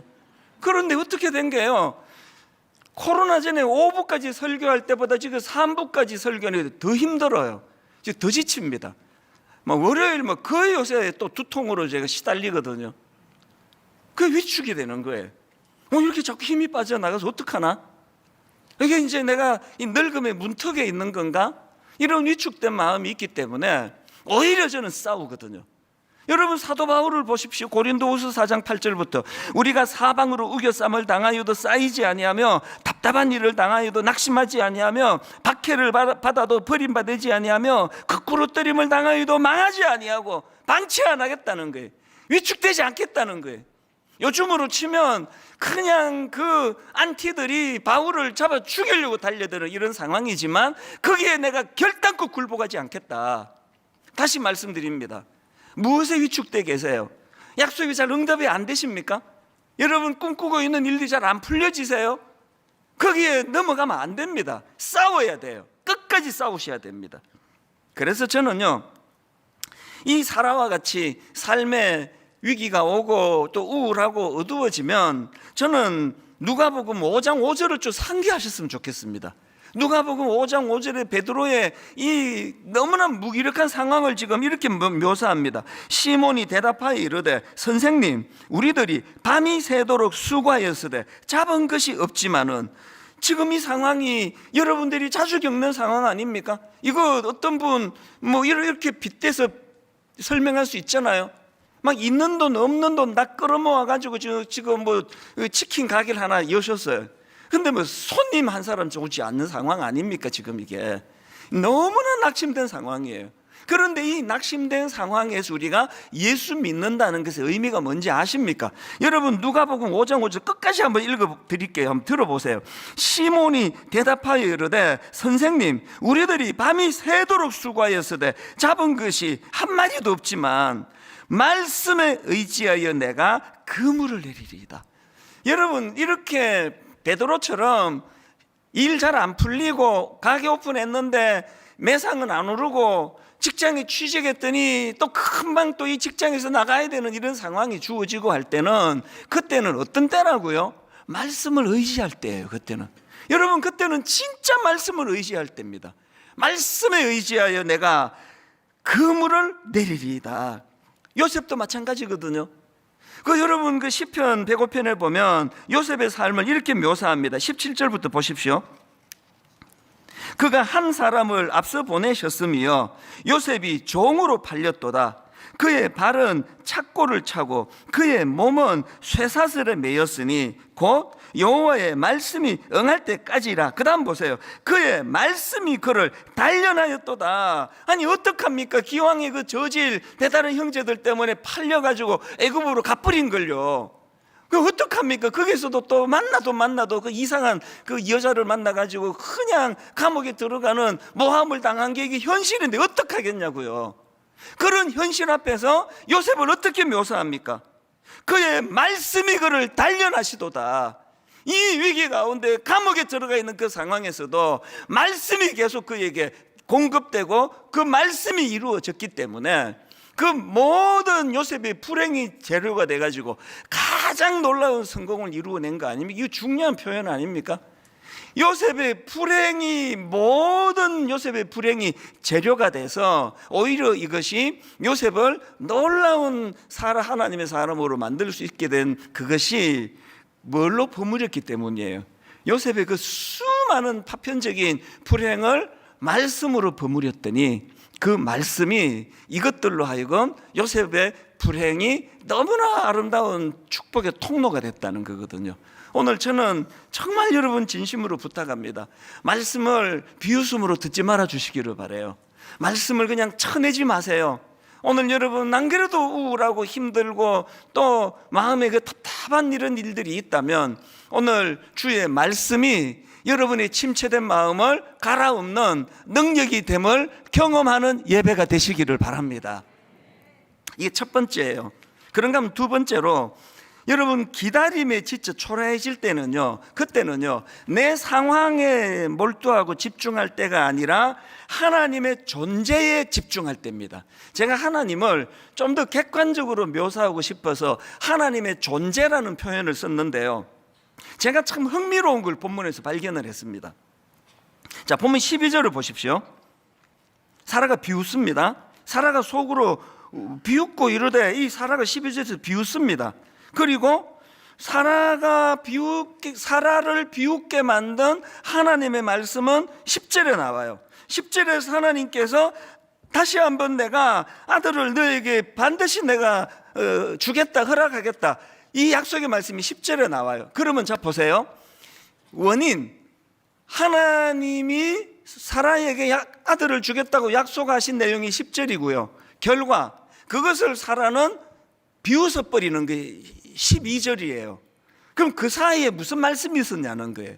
그 사이 11절을 보십시오. 무슨 말씀이 있었냐니까 아브라함과 사라는 나이가 많아 늙었고 사라에게는 여성의 생리가 끊어졌는지라. 저는 이래서 성경이 참 정직하다 생각을 해요. 지금 하나님에게 불리한 거 다 빼버리고 막 하나님이 오르셨다, 사라가 틀렸다, 이렇게 나가질 않으세요. 11절을 읽고 12절이 사라가 비웃는 걸 보니까 너무 사라가 이해가 되잖아요. 11절은 사라가 처한 객관적인 상황을 묘사해 놓은 겁니다. 아브라함과 사라는 현실적으로 나이가 많아 늙었고 사라는 여성의 생리가 끊어졌다, 애 못 낳는다, 이게 팩트예요. 이게 11절이에요. 그래서 12절에서 사라가 비웃어버리거든요. 근데 한번 잘 들어보세요. 지금 하나님께서 이렇게 10절에서 아들을 주겠다는 이 하나님의 약속을 절대로 너 이거 놓치지 마라, 이거 불신하지 마라, 그렇게 하고 말씀을 주셨더니 11절에서 사라가 왜 그것을 못 받을 수밖에 없는가에 대한 이유가 나오는데요. 그런데 놀라운 게 그것들을 건너가지고 14절 말씀이 나옵니다. 14절에 보면은요, 하나님이 당신의 어떤 부분을 강조하시는가 보십시오. 14절입니다. 지금 모든 상황이 절망적인 사라의 상황에서 하나님이 자기를 이렇게 묘사합니다. 여호와께서 능하지 못한 일이 있겠느냐. 무슨 말씀인지 다시 들어보세요. 여호와께서 능하지 못한 일이 있겠느냐. 기한이 이를 때에 내가 너에게로 돌아오리니 사라에게 아들이 있으리라. 그 11절에서 상황적으로 절대로 이 일이 불가능할 수밖에 없는 상황이 묘사되기 전에 하나님이 약속을 주셨는데, 사라가 이 여러 가지 11절의 상황을 가지고 생리도 끊어지고 여성으로서 아이를 낳을 수 없는 상황이 묘사돼서 비웃고 난 다음에 하나님이 다시 재차 말씀하시는 게 뭐예요? 그 상황을 보지 말고 능력 많으신 하나님을 바라보라는 그 얘기거든요. 사라가 왜 침체에 빠졌습니까? 11절에 자기에게 맞닥뜨린 절망적인 현실만 바라보니까요.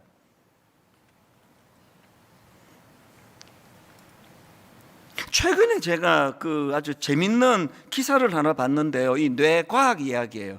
기사도 보고 또 동영상으로도 보면서 굉장히 흥미롭게 본 게 있는데, 여러분 혹시 이런 말 들어보셨습니까? 천장이 높아지면 창의력도 높아진다.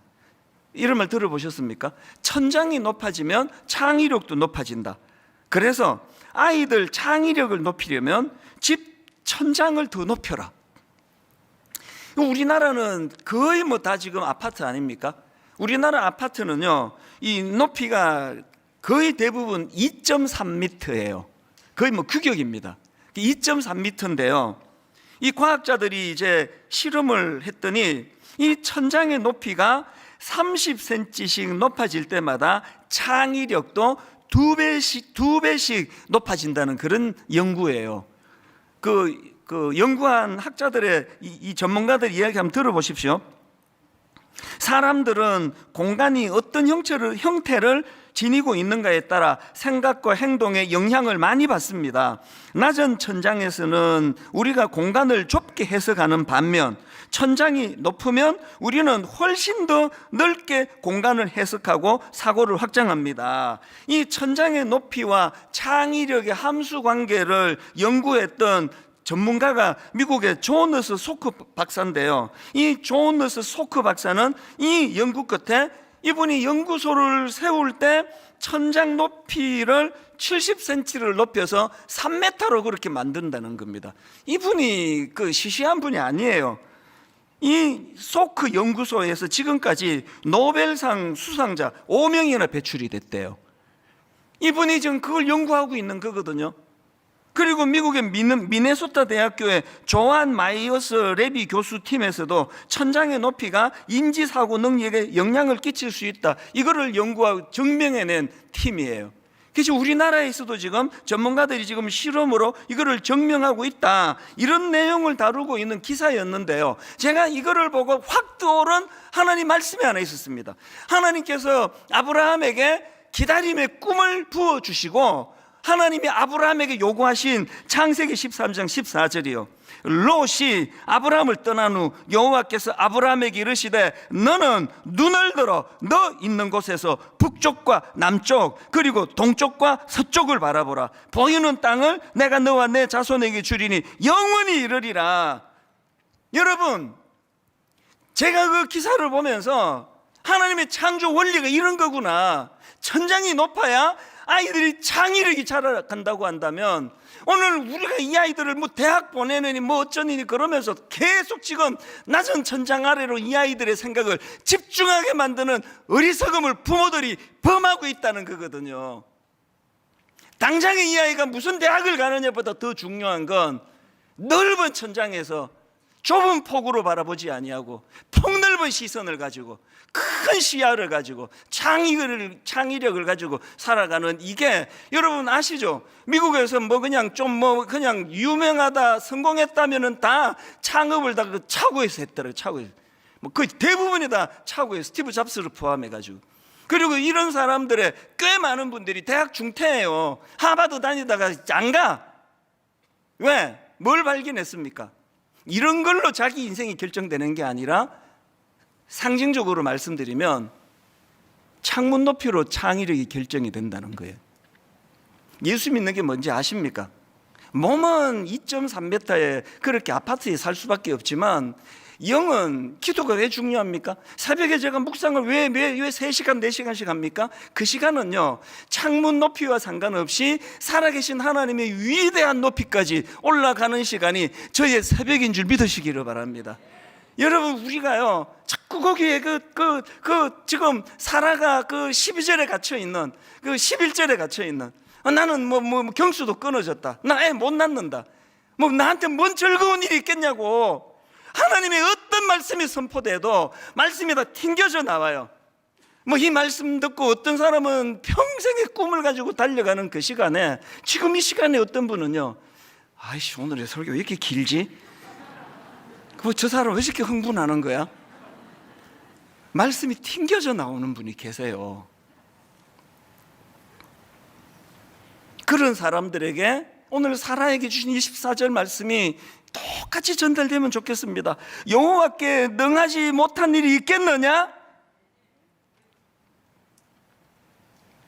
11절에 갇혀있는 사람들, 아브라함과 사라는 나이가 많아 늙었고 사라에게는 여성의 생리가 끊어졌는지라. 그래서 하나님이 14절에서 그걸 누가 모르냐, 그걸 네가 그 정도로 지금 나이가 들고 생리가 끊어지고 애를 낳을 수 없다는 걸 내가 그것도 모르고 얘기하겠냐고. 너의 그 모든 상황을 내가 다 알고 있다고. 다 왜 11절에서 도대체 갇혀가지고 넌 어떻게 인생의 진도가 안 나가느냐고. 그게 14절이에요. 여호와께 능하지 못한 일이 있겠느냐? 1만 성도 파송 운동을 선언하고 지난 10년은요 바로 이 나 자신의 한계, 이 절대로 1만 성도는 불가능하다고 말하는 수많은 사람들의 11절하고 새벽에 하나님 앞에 꿈만 꾸면은 여호와께 능하지 못한 일이 있겠느냐, 그 사람의 말 듣고 자꾸 영향 받으려는, 정말 이 사이에서 왔다 갔다 한 거예요. 그 저의 지난 10년은요 그냥 냉탕과 온탕을 왔다 갔다 한 건데요, 오늘 여러분 이 결과를 말씀드릴 수 있게 돼서 저는 너무 감사합니다. 4월 달에 29교회가 파송이 됐고요, 너무나 감사하게도 6개월 만에 29교회 모든 교회가 다 자립하게 된 거 보고를 드립니다. 제가 믿음이 없어가지고 그 담임 목사가 자꾸 여기서 얼쩡거리면 이게 또 파송받아 가는데 결심에 지장이 될까봐 하나님께 또 어설픈 약속을 드렸잖아요. 내가 1년 동안 없어져 드리겠다고 강제항신년을 갖고, 그리고 또 분당 우리 교회가 출석 5,000명 이하로 줄지 않으면 내가 책임지고 사임하겠다고, 이런 사실은 절박하면서 나온 약속이었는데요, 놀랍게도 제가 안식년을 안 갔잖아요. 지금 갈 수 없어요. 분당 우리 교회 수습해야 돼요. 내년에도 제가 안식년 못합니다. 저는 해야 되는 상황인데 지금 좀 지쳐있기 때문에, 그래서 안식년 내년에도 못 가져요. 그런데 놀랍게도 29교회가 다 자립을 했습니다. 그리고 오늘 보고 드리는데요, 하나님 앞에서 지난 9월 중순부터 지난주 11월 마지막 주까지 이제 출석 조사를 했거든요. 5,000명 이하로 줄지 않으면 제가 사임해야 되는, 굉장히 저로서는 참 중요한 시간을 보냈는데, 감사하게도요 지난 11주 동안 출석률 조사를 했더니 평균 출석이 3,975명이에요. 그래서 하나님이 네가 여기서 더 섬기고 일해야 되겠다, 그 명을 지난주 받은 거예요. 지난주 한 주간 얼마나 마음에 비장함이 생겼는지 아십니까? 이제 여러분 저하고요 제 남은 기간 동안에 이제 창세기 18장 11절에서 벗어나셔야 돼요. 맨날 우리 약점만 들추어내고 애를 낳을 수 없는 이유나 들추어내고 그 11절에서 나오셔서 14절로 옮겨가셔야 됩니다. 14절로 가셔야 돼요. 14절, 여호와께서 능하지 못한 일이 있겠느냐? 한 가지 말씀만 드리고 결론을 맺으려고 하는데요, 이제 창세기 21장에 보면은 결국은 하나님의 말씀대로 사라가 아들을 낳습니다. 그 이름을 이삭이라고 짓는데 이름 뜻이 웃음이에요. 그리고는 창세기 21장 6절, 사라가 이르되 하나님이 나를 웃게 하시니 듣는 자가 다 나와 함께 웃으리로다. 놀랍게도 차하크를 2번이나 반복하는데 다 눈치채셨겠지만 여기에서 차하크는 비웃음이 아니에요. 여기서 차하크는 하나님이 주시는 말씀 앞에, 그 은혜 앞에 가슴 벅찬 감격으로 드리는 차하크예요. 결론을 이렇게 맺습니다. 오늘 설교 제목을 이렇게 잡았는데요, 기어이 비웃는 사라를 웃게 만드시는 하나님이에요. 우울하고 자기는 초라하고 누구든지 자기에게 호의를 갖는 사람들에게는 비웃음으로 대할 수밖에 없는 사라를 기어이 웃게 만드시는 하나님. 이제 저하고 함께 여기 21장 6절 읽고 마칠게요. 사라가 이르되 하나님이 나를 웃게 하시니 듣는 자가 다 뭐라고요? 나와 함께 웃으리로다. 공동체로 주셨어요. 분당 우리 교회가 이제 2기에 창세기 21장 6절 먼저 나를 웃게 하시고 또 듣는 자가 나와 함께 다 웃는 하나님의 그 공동체가 이루어지기를 주님 이름으로 축복합니다. 모든 여러분의 가정 안에서 이런 역사가 일어날 줄로 믿습니다. 미국의 프린스턴 대학교의 허준희 교수라고 한국계 최초로 수학계의 노벨상이라고 불린다 그럽니다. 이 필저상을 수상하셔서 이제 이게 화제가 됐는데요. 이분이 서울대학교 졸업식에 초대되어서 축사를 했는데 그 중에 한 대목이 굉장히 많은 사람들에게 회자되었습니다. 그 젊은 졸업생들에게 이 교수님이 이런 말을 했습니다. 취업, 창업, 결혼, 육아, 교육, 승진, 은퇴, 노후 준비를 거쳐서 어느 병원에 그럴듯한 1인실에서 사망하기 위한 준비에 정신 팔리지 않기를 바랍니다. 이제 졸업하고 사회로 나가는 이 젊은 청년들한테 이렇게 살면 안 된다, 그렇게 이제 권면하는 그 내용인데요. 제가 아무리 봐도 이분이 열거하는 것들에서 잘못된 게 하나도 없습니다. 취업 준비, 창업 준비, 결혼 준비, 육아, 교육, 승진, 은퇴, 노후 준비, 이게 다 해야 되는 거 아닙니까?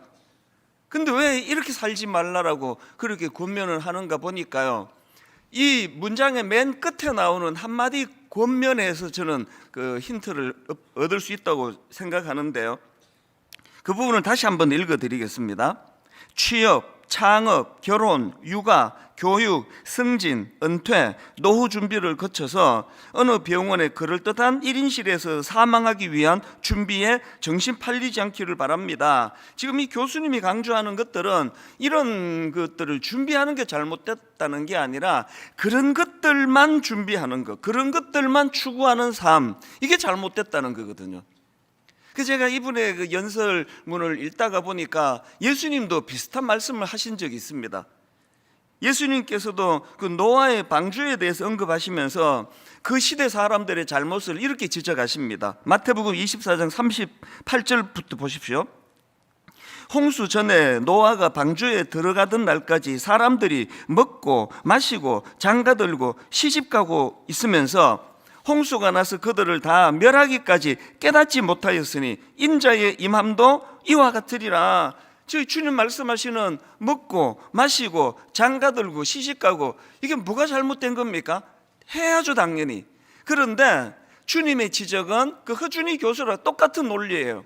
이런 것들만 추구하는 이게 더 근원적이고 본질적인 부분을 놓치고 사는 게 그게 잘못된 거라고 지적하시는 거거든요. 제가 그 일만수도 파송운동 파송 예배 드리기 바로 직전에 그 당시 이제 29교회 예비 담임 목사님들한테 여러 가지를 제가 당부했는데요. 그 중에 했던 것 중에 하나가 이거였습니다. 동사무소 목회하지 마라. 제가 이거 굉장히 강조했습니다. 제가 말하는 동사무소 목회가 뭔지 짐작이 이미 가실 텐데요. 동사무소 목회가 뭡니까? 행정 처리만 잘하는 교회. 이번 주 몇 명이 늘었네? 이번 주 몇 명이 줄었네? 그리고 이제 교역자 회의하면은 아니 중등부 숫자가 왜 이렇게 줄었어? 왜 신방 안 하는 거 아니야? 아니 청년부가 많이 늘었네? 잘하고 있어. 이게 동사무소 목회예요. 이 겉으로 드러나는 규모만 보고 겉으로 드러나는 현상에만 집중하는 목회. 제가 29 목사님들한테 동사무소 목회하지 말자 우리. 동사무소 목회를 하지 않는다는 건 뭐냐 하니까요, 우리 교회가 지금 얼마 모이고 있나, 숫자가 늘고 있나, 헌금이 지금 늘고 있나, 이런 것에만 집중하는 게 아니라 우리 교회에는 생명이 살아나고 있나, 이 교회를 통하여 수많은 지친 영혼들이 회복이 일어나고 있나? 우리 목회자들은 본질을 추구하고 그런 목회를 하고 있나? 이런 것들을 점검하는 게 이게 동사무소 목회만 추구하는 아닌 목회라고 말할 수 있는 거 아니겠습니까? 이건 뭐 목회만이 아닙니다. 이 땅을 살아가는 저와 여러분 모두가 다 그 주님이 지적하시고 또 허준희 교수가 지적하는 취업 준비, 창업 준비, 결혼, 육아, 교육, 승진, 은퇴 준비, 노후 준비, 그래가지고 마지막 죽을 때 너무나 비싼 1인실 병원에서 죽어가는 게 내 인생의 목표다. 이것만을 추구해서는 안 된다는 이 이야기를 정말 우리 귀담아 들어야 됩니다. 혹시 여러분 그 동사무소 인생을 살고 계시는 거 아닙니까? 통장에 돈이 얼마 들어있고 노후까지 흥청망청 써도 다 쓸 수 없는 돈이 있어서 나는 참 안정적이다. 예수님이 주님이 성경에서 무서운 경고를 하시잖아요. 그 사람이 놓치고 있는 것. 오늘 밤 주님이 그 생명을 취해 가신다면 그 모든 그 준비가 다 헛것이 되는 것. 이런 부분에서 저는 오늘 읽은 본문 말씀에서 너무나 저에게 또 이제 여러분들에게 도전이 되는 말씀 한 포인트를 발견하는데요. 오늘 본문 창세기 37장 18절 19절입니다. 요셉이 그들에게 가까이 오기 전에 그들이 요셉을 멀리서 보고 죽이기를 꾀하여 서로 이르되 꿈꾸는 자가 오는도다. 여러분 지금요 저기 멀리서 동생 요셉이 오는 것을 보고 꿈꾸는 자가 오는도다. 이거는요 비웃는 이야기예요. 조롱하는 이야기예요. 제가 이번에 이 요셉의 삶을 한번 쭉 정리하고 묵상하면서 진짜 제가 추구하는 건 바로 이 부분이었거든요. 요셉의 위대함이 뭡니까? 형제들이 비웃는 그 비웃음을 실제로 살아내버리는 거예요. 비웃으면서 이제 꿈꾸는 자가 오네? 꿈꾸는 놈이 오네? 요셉은 이걸 그 형제들 모두의 입에서 감탄으로 바뀌게 만드는 일을 한 인물 아니겠습니까?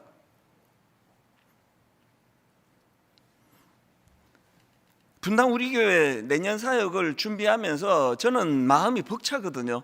분당 우리 교회 내년 사역을 위해서 이제 우리가 2기 사역을 지난 4월에 1만 성도 파송운동 파송 예배 이후로 이제 2기 사역을 선포하고 영적인 기초 다지기를 포함해서 지금까지 많은 약간 혼란스럽고 어수선한 것들을 정비하려고 애를 썼는데요. 이제 내년 1월부터 본격적으로 우리가 추구하는 2기 사역이 시작이 될 건데요. 우리가 추구하는 2기 사역의 몸부림은 바로 이런 겁니다. 그저 먹고 마시고 동사무소 인생, 동사무소 목회 얼마나 모이지? 숫자가 그렇게 줄다가 다시 막 채워지네? 예산이 이제 막 걱정 안 해도 되네? 내 인생의 통장에 돈이 이 정도 있으면 이번에 우리 아들이 그냥 좋은 대학 가게 됐으니 이게 다 동사무소 인생, 통계.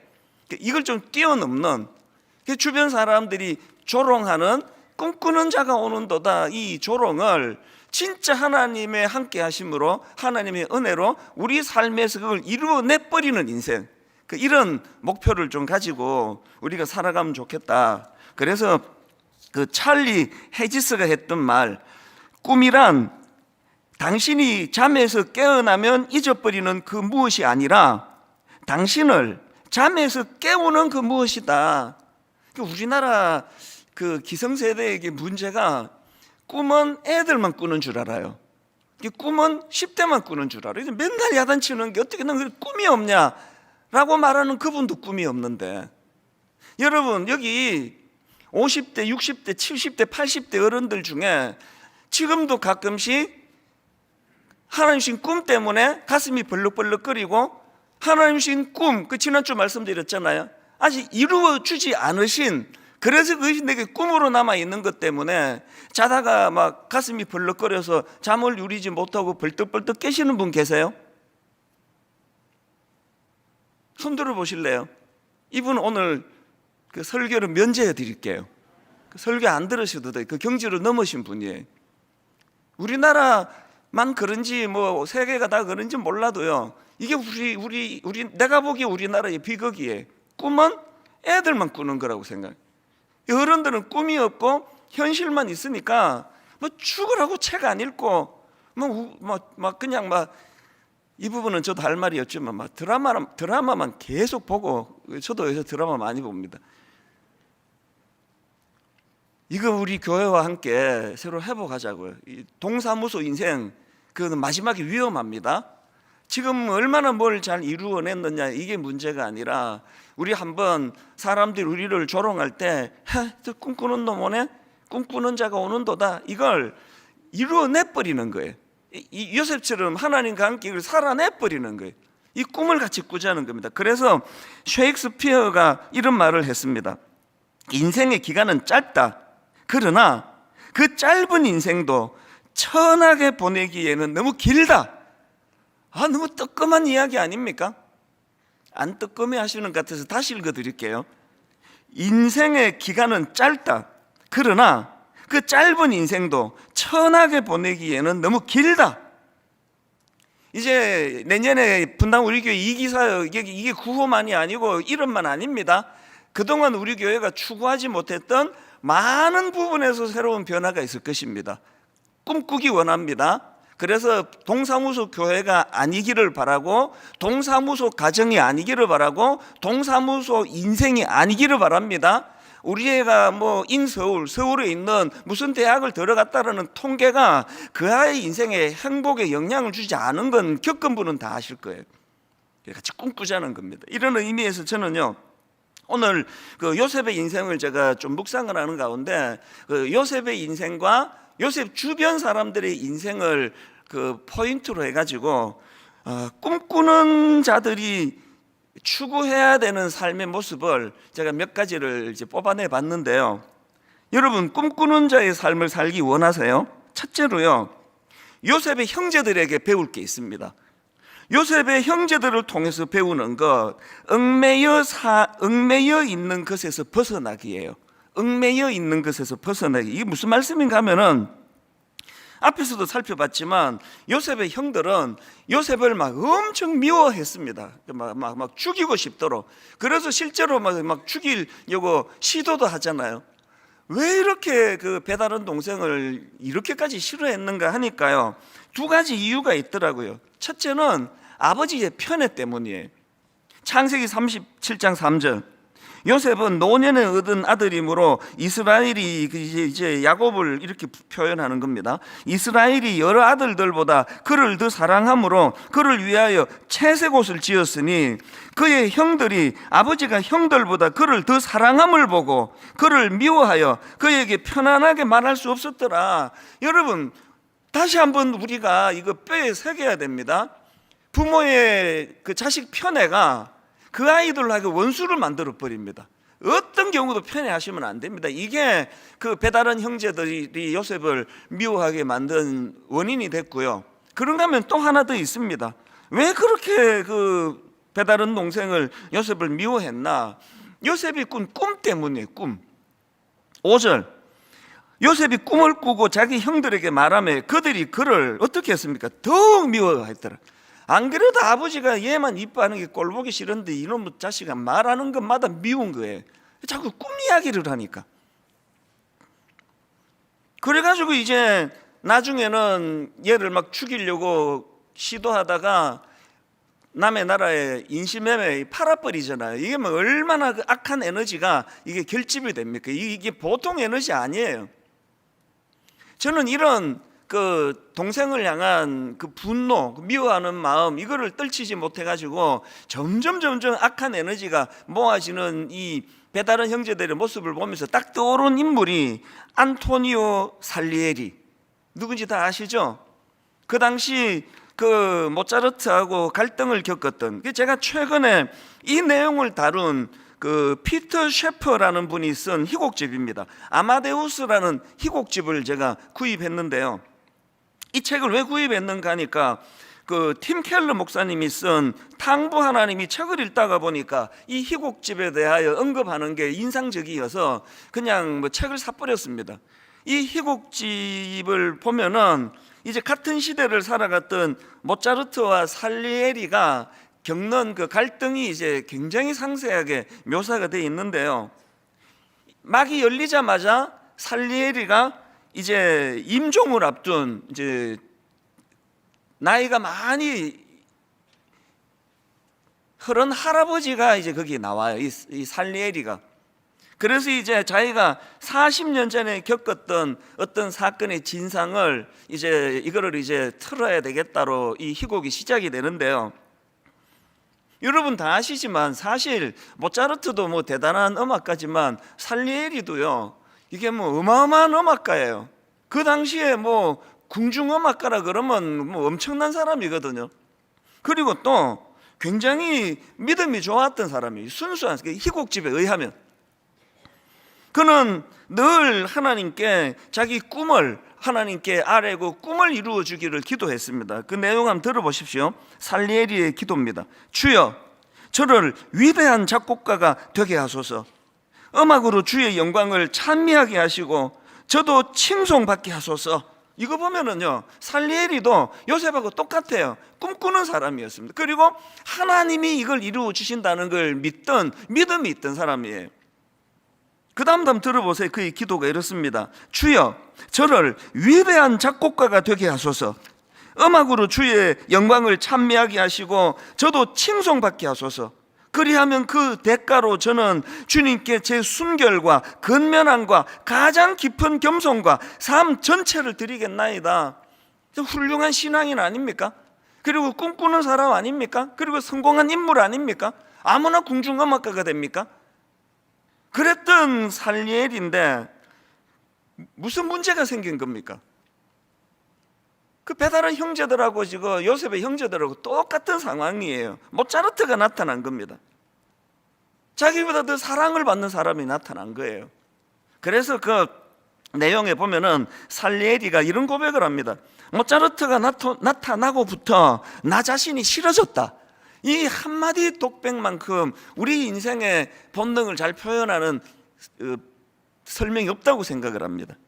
모차르트가 나타나고부터 나 자신이 싫어졌다. 이게 지금 딱 요셉의 배다른 형제들의 고백일 거예요. 그리고는 이제 그 모차르트를 향한 질투와 시기심, 열등감 이런 것들이 자기를 이제 불행으로 몰고 가는데요. 살리에리가 어떻게 변질이 되는가 하니까 그가 이런 말을 합니다. 이제 분노가 이게 에너지라 그랬잖아요. 분노가 막 점점 이게 축적이 되니까 하나님에 대하여 이런 말을 합니다. 이제부터 당신과 나는 서로 적입니다. 인간관계가 풀리지 않으면 이게 영적으로 병을 갖추다 주거든요. 이제부터 당신과 나는 서로 적입니다.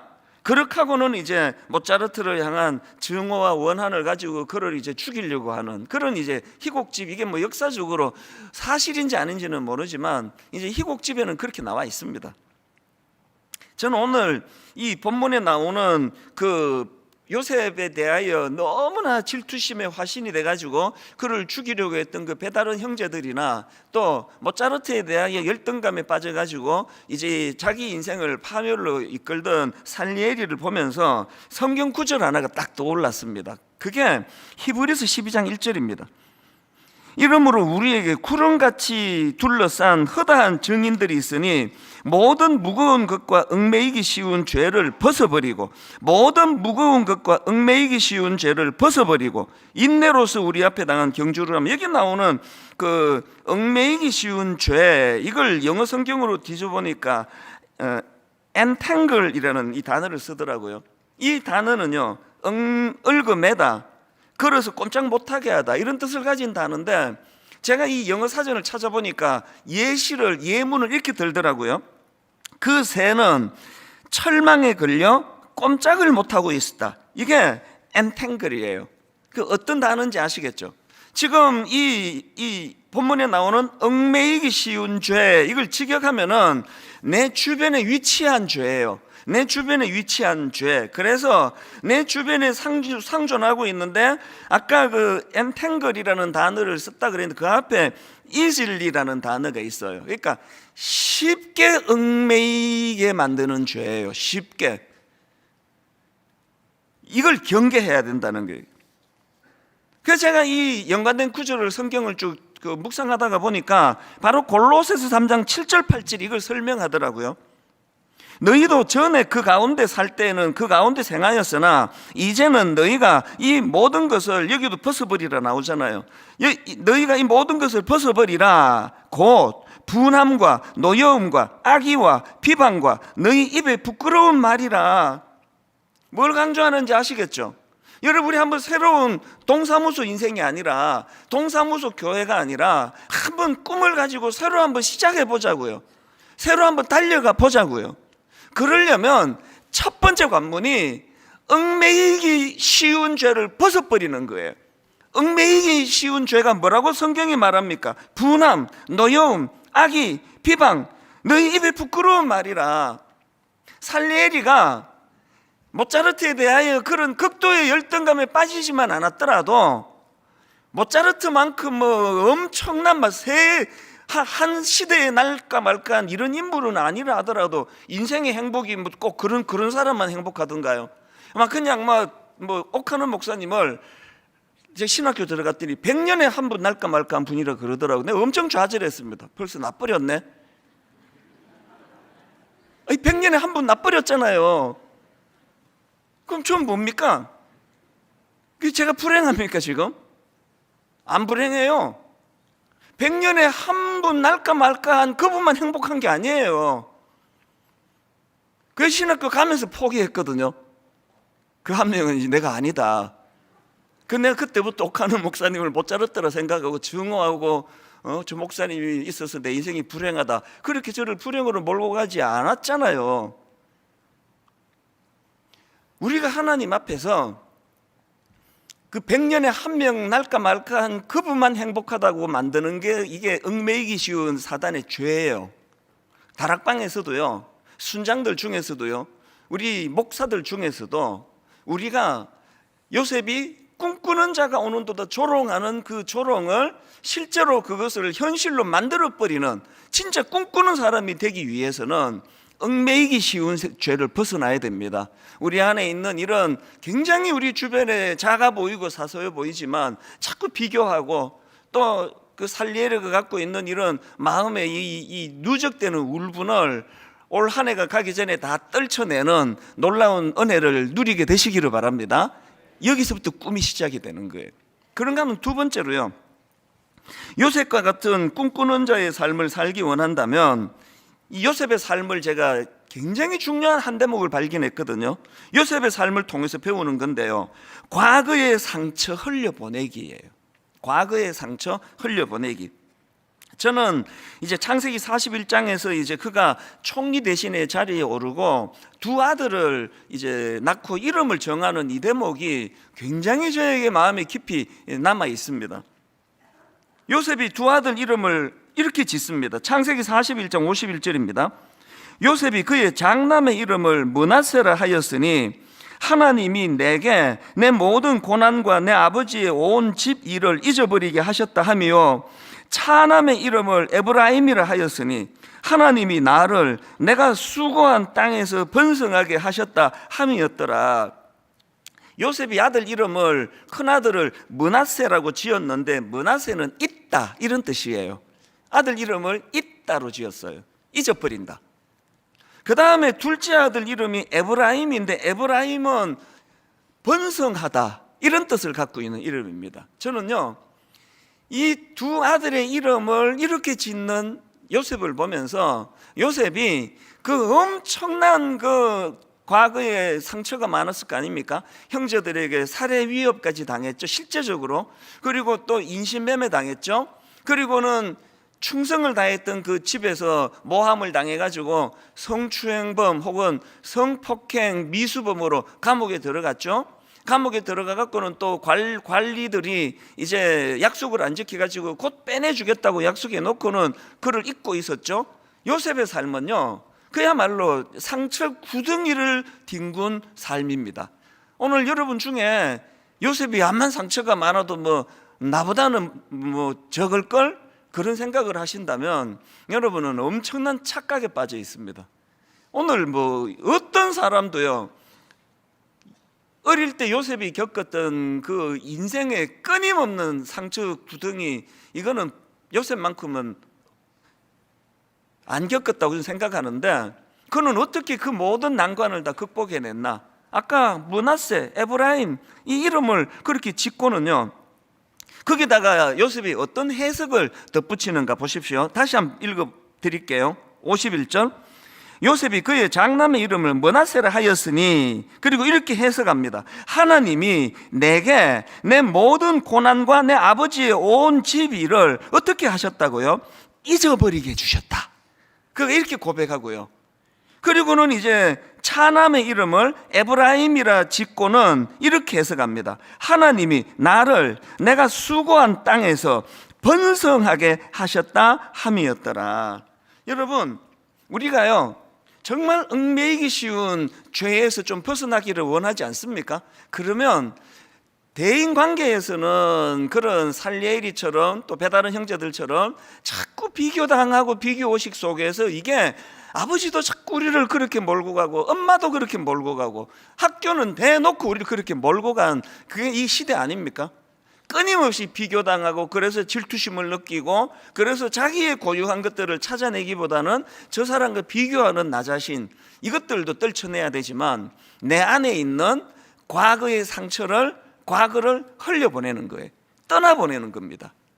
이 얽어매이는 것에 매여 있어서 이거를 안 보내고 자기가 움켜쥐고 있는 건 우리 자신이에요. 이거를 떠나보내야 됩니다.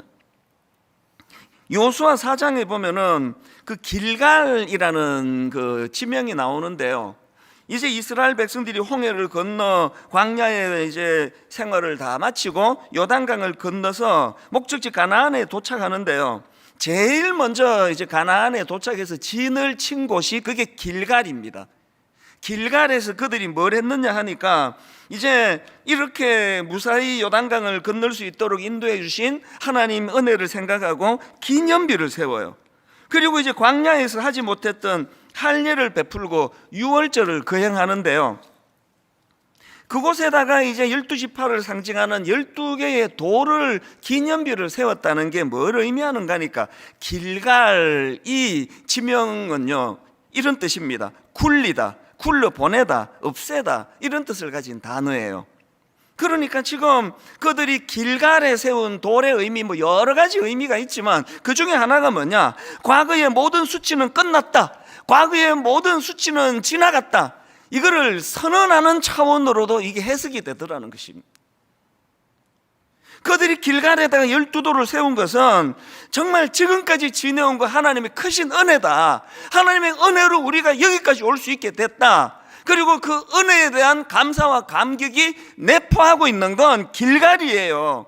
과거의 모든 수치는 끝났다, 과거의 모든 수치는 물러갔다, 이제 새로운 시대가 도래하고 있다. 우리는 회개도 하고 기도도 하는데 이게 안 되는 거예요. 에베네셀 여러분 잘 외치시잖아요. 여기까지 하나님이 도우셨다. 근데 왜 과거의 수치는 계속 갖고 다니시느냐고. 왜 과거의 수치는 여전히 껴안고 가시느냐고요. 아까우셔서요. 한 번씩 꺼내놓고 생각해야 뭐 이 생각이, 워낙 내가 우여곡절의 인생을 살았기 때문에 뭐 지루하지 않을 것 같아서 그렇습니까? 꿈꾸기를 원하십니까? 동사무소 인생이 아니라 정말 사람들이 비웃으면서 저 꿈꾸는 자가 오네, 이걸 우리가 구현해내는 인생이 되기 위해서는 과거와의 단절, 과거를 굴러 보내버리는 겁니다. 과거에 대하여 요셉이 가지고 있던 상처가 두 아들의 이름을 통해서 다 사라졌던 것처럼, 여러분 우리 모두가 다 과거의 상처를 올 연말까지 다 흘려보내는 역사가 일어나기 바랍니다. 과거를 다 흘려보내야 새로 시작하는 거예요. 부부, 얼마나 이런저런 아픔이 많고 유곡질이 많고, 내게 가장 사랑하는 대상도 부부지만 내게 가장 상처를 많이 주는 대상도 부부예요. 이를 악물고 과거의 모든 것들을 다 흘려보내는 거예요. 그리고 또 새로 시작하는 거예요. 또 자빠지고 넘어질 겁니다만, 그럼에도 불구하고 처음 자빠진 사람처럼 벌떡 일어나는 겁니다. 과거를 흘려보내기. 마지막 세 번째로요, 우리가 요셉과 같은 꿈꾸는 자의 삶을 살기 원한다면 이번에는 아버지 야곱의 모습에서 우리가 배워야 될 게 있습니다. 이 요셉의 아버지 야곱의 모습에서 저는 너무나 가슴을 벅차게 한 한 가지를 배웁니다. 그게 뭐냐? 우는 소리를 들으시는 하나님을 기억하기예요. 저는 이번에 이 요셉의 일생에 대하여 쭉 이제 살펴보다가 새삼스럽게 마음에 머물던 구절이 하나 있었는데 그게 창세기 37장 35절입니다. 야곱 그 자식을 잃어버린 이제 그 요셉이 죽었다는 소식을 들은 아버지의 슬픔을 한번 느껴보십시오. 그의 모든 자녀가 위로하되 그가 그 위로를 받지 아니하여 이르되 내가 슬퍼하며 스올로 내려가 아들에게로 가리라 하고 그의 아버지가 그를 위하여 울었더라. 지금 그 자녀들의 위로를 거절해요. 그 위로하지 마라. 나는 그 메시지 성경으로 보니까 야곱이 이렇게 말합니다. 자녀들이 위로하려고 했으나 그는 그들의 위로를 마다했다, 거절했다. 그리고 이렇게 말합니다. 나는 내 아들의 죽음을 슬퍼하면서 무덤까지 가련다. 위로하지 마라. 나는 이 슬픔을 가지고 죽을 때까지 무덤까지나 이 슬픔을 가지고 가련다. 여러분, 이 자식을 잃은 아버지의 눈물을 이것보다도 잘 설명하는 데가 없다고 생각을 해요. 이렇게 위로가 통하지 않는 고통의 눈물을 흘렸던 인물이 아버지 야곱인데요. 제가 이번에 새로 깨달은 게 뭐냐? 요셉이 본인이 잘해서 참 조롱을 그렇게 멋진 성공으로 바꿀 수 있었지만 그 과정에서 아버지의 눈물이라는 대가지불이 있었다는 거예요. 아버지의 눈물이라는 이 대가지불. 이제 성탄절을 앞두고 있잖아요. 매년 그 이제 성탄절을 앞두고 그 대림절 묵상집이라고요. 이 땅에 오신 예수 그리스도를 이제 묵상하는 그런 묵상집이 있습니다. 올해는 땅 끝에서 부르는 노래 이런 제목의 이제 대림절 묵상집이 나왔는데요. 바로 지난 목요일이에요. 3일 뒤에 그 소제목이 묵상하는 소제목이 우는 소리를 들으시는 하나님이래요. 이게 어떤 내용인가 하니까요.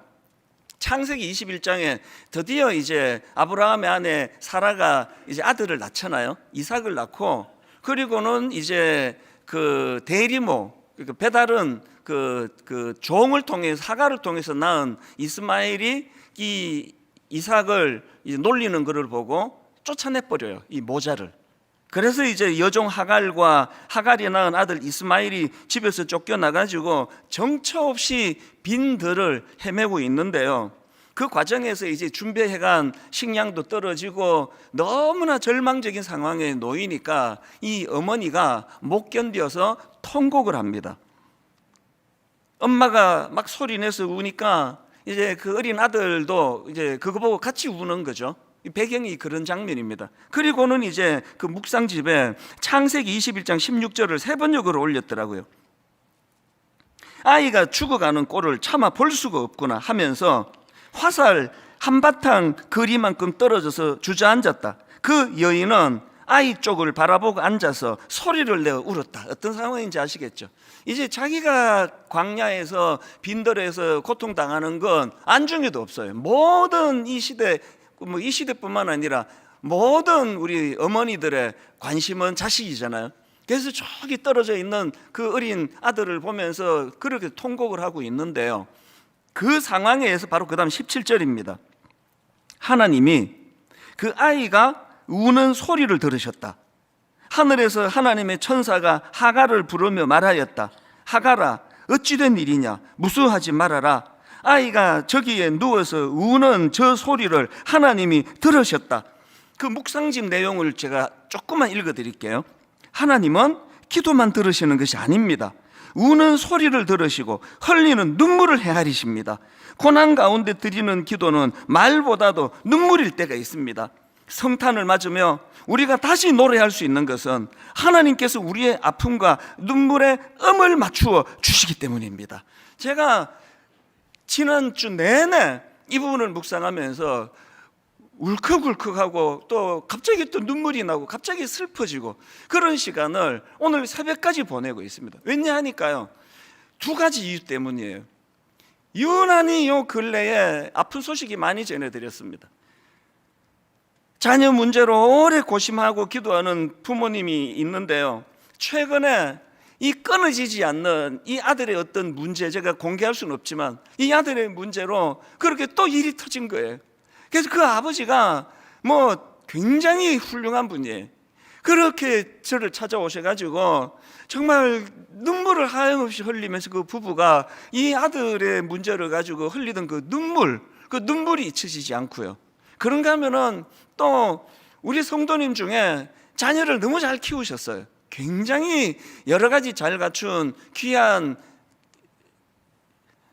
자매가 계속 반복되는 그 남편의 외도 견디다 이혼을 결정하고 그 과정에서 이 연세 드신 아버지 어머니가 눈이 진무르도록 우시는 거 아닙니까? 너무나 고통을 당하는 그 눈물을 제가 알고 있거든요.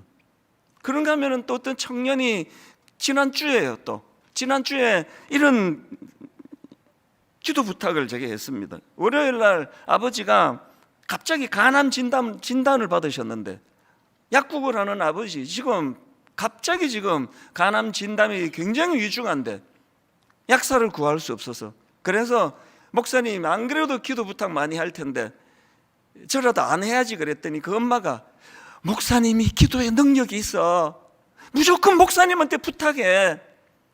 이런 일련의 내용들이 너무 저를 아프게 하는 거예요. 끊임없이 이 땅은 자식이 죽었다는 소식을 듣고 하염없이 눈물을 흘리던 야곱과 같은 인생 아닙니까? 그런가 하면은 제가 지난주 내내 가슴이 먹먹한 시간을 보낸 이유가 또 한 가지 있는데요. 제가 지난주 이런 말씀 드렸던 거 기억하십니까? 29교회 모두가 다 이제 자립했다. 그건요, 숫자와 재정적인 이야기예요.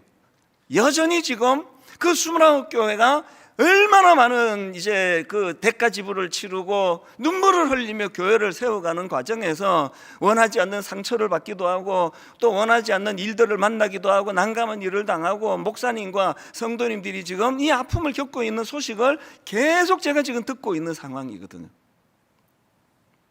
그러는데 이제 이 묵상집에서 이런 내용을 다루다 보니까 제 마음이 그렇게 점화가 돼서 한 주 내내 마음이 먹먹한 시간을 보냈는데요, 그러다가 정말 내 마음에 위로가 되는 찬양을 하나님이 계속 제 마음에 주셨습니다. 이 찬양 오래전에 나온 찬양입니다.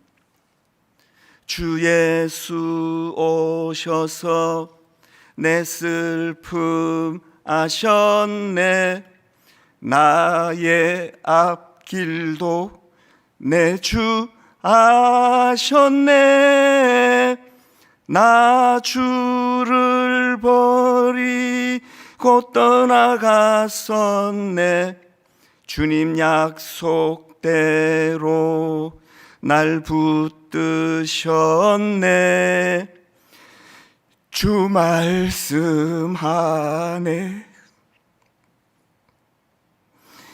물가로 나오라, 내 곁에 서라, 내 목마른 것을 내가 채우리라, 어둠에 헤맬 때 흘리던 내 눈물,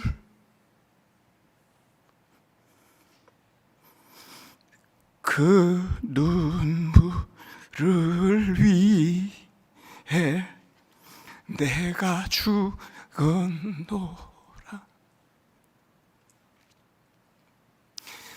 지난 한 해를 되돌아보면 이 굴레를 벗어난 분이 많지가 않으세요.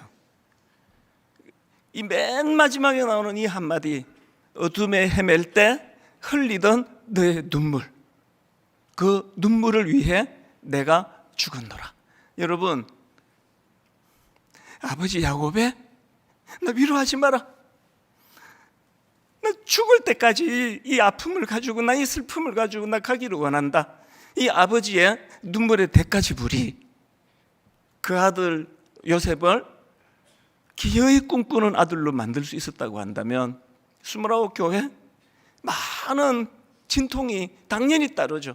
이런저런 자란 배경이 다르고 교회 환경이 다르고 갑자기 교회가 이합 집산하던 모여든 교회이기 때문에 그런가 하면은 오늘 그 아빠가 갑자기 간암에 걸렸는데 약국에 지금 약사를 구해야 되는데 제가 무슨 제 기도가 더 유난히 응답이 많겠습니까? 그 어머니의 눈물, 이찬수 목사님 기도 응답이 잘 되니까 무조건 부탁 좀 드려봐라.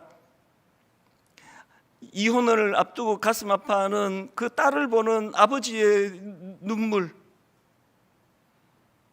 오늘 여러분 어떤 이런저런 아픔과 상황과 가슴 졸임이 있는지 모르지만 여러분 우리가 내년에 이제 동사무소 인생이 아니라 동사무소 교회가 아니라 정말 그 조롱하는 사람들 그 조롱을 너무나 멋지게 이것을 뒤집어 엎기 위해서 우리 하나님 앞에서 그리스도의 십자가 그 눈물을 위해 내가 죽었노라. 오늘 이 한마디만 기억하시면 될 것 같아요.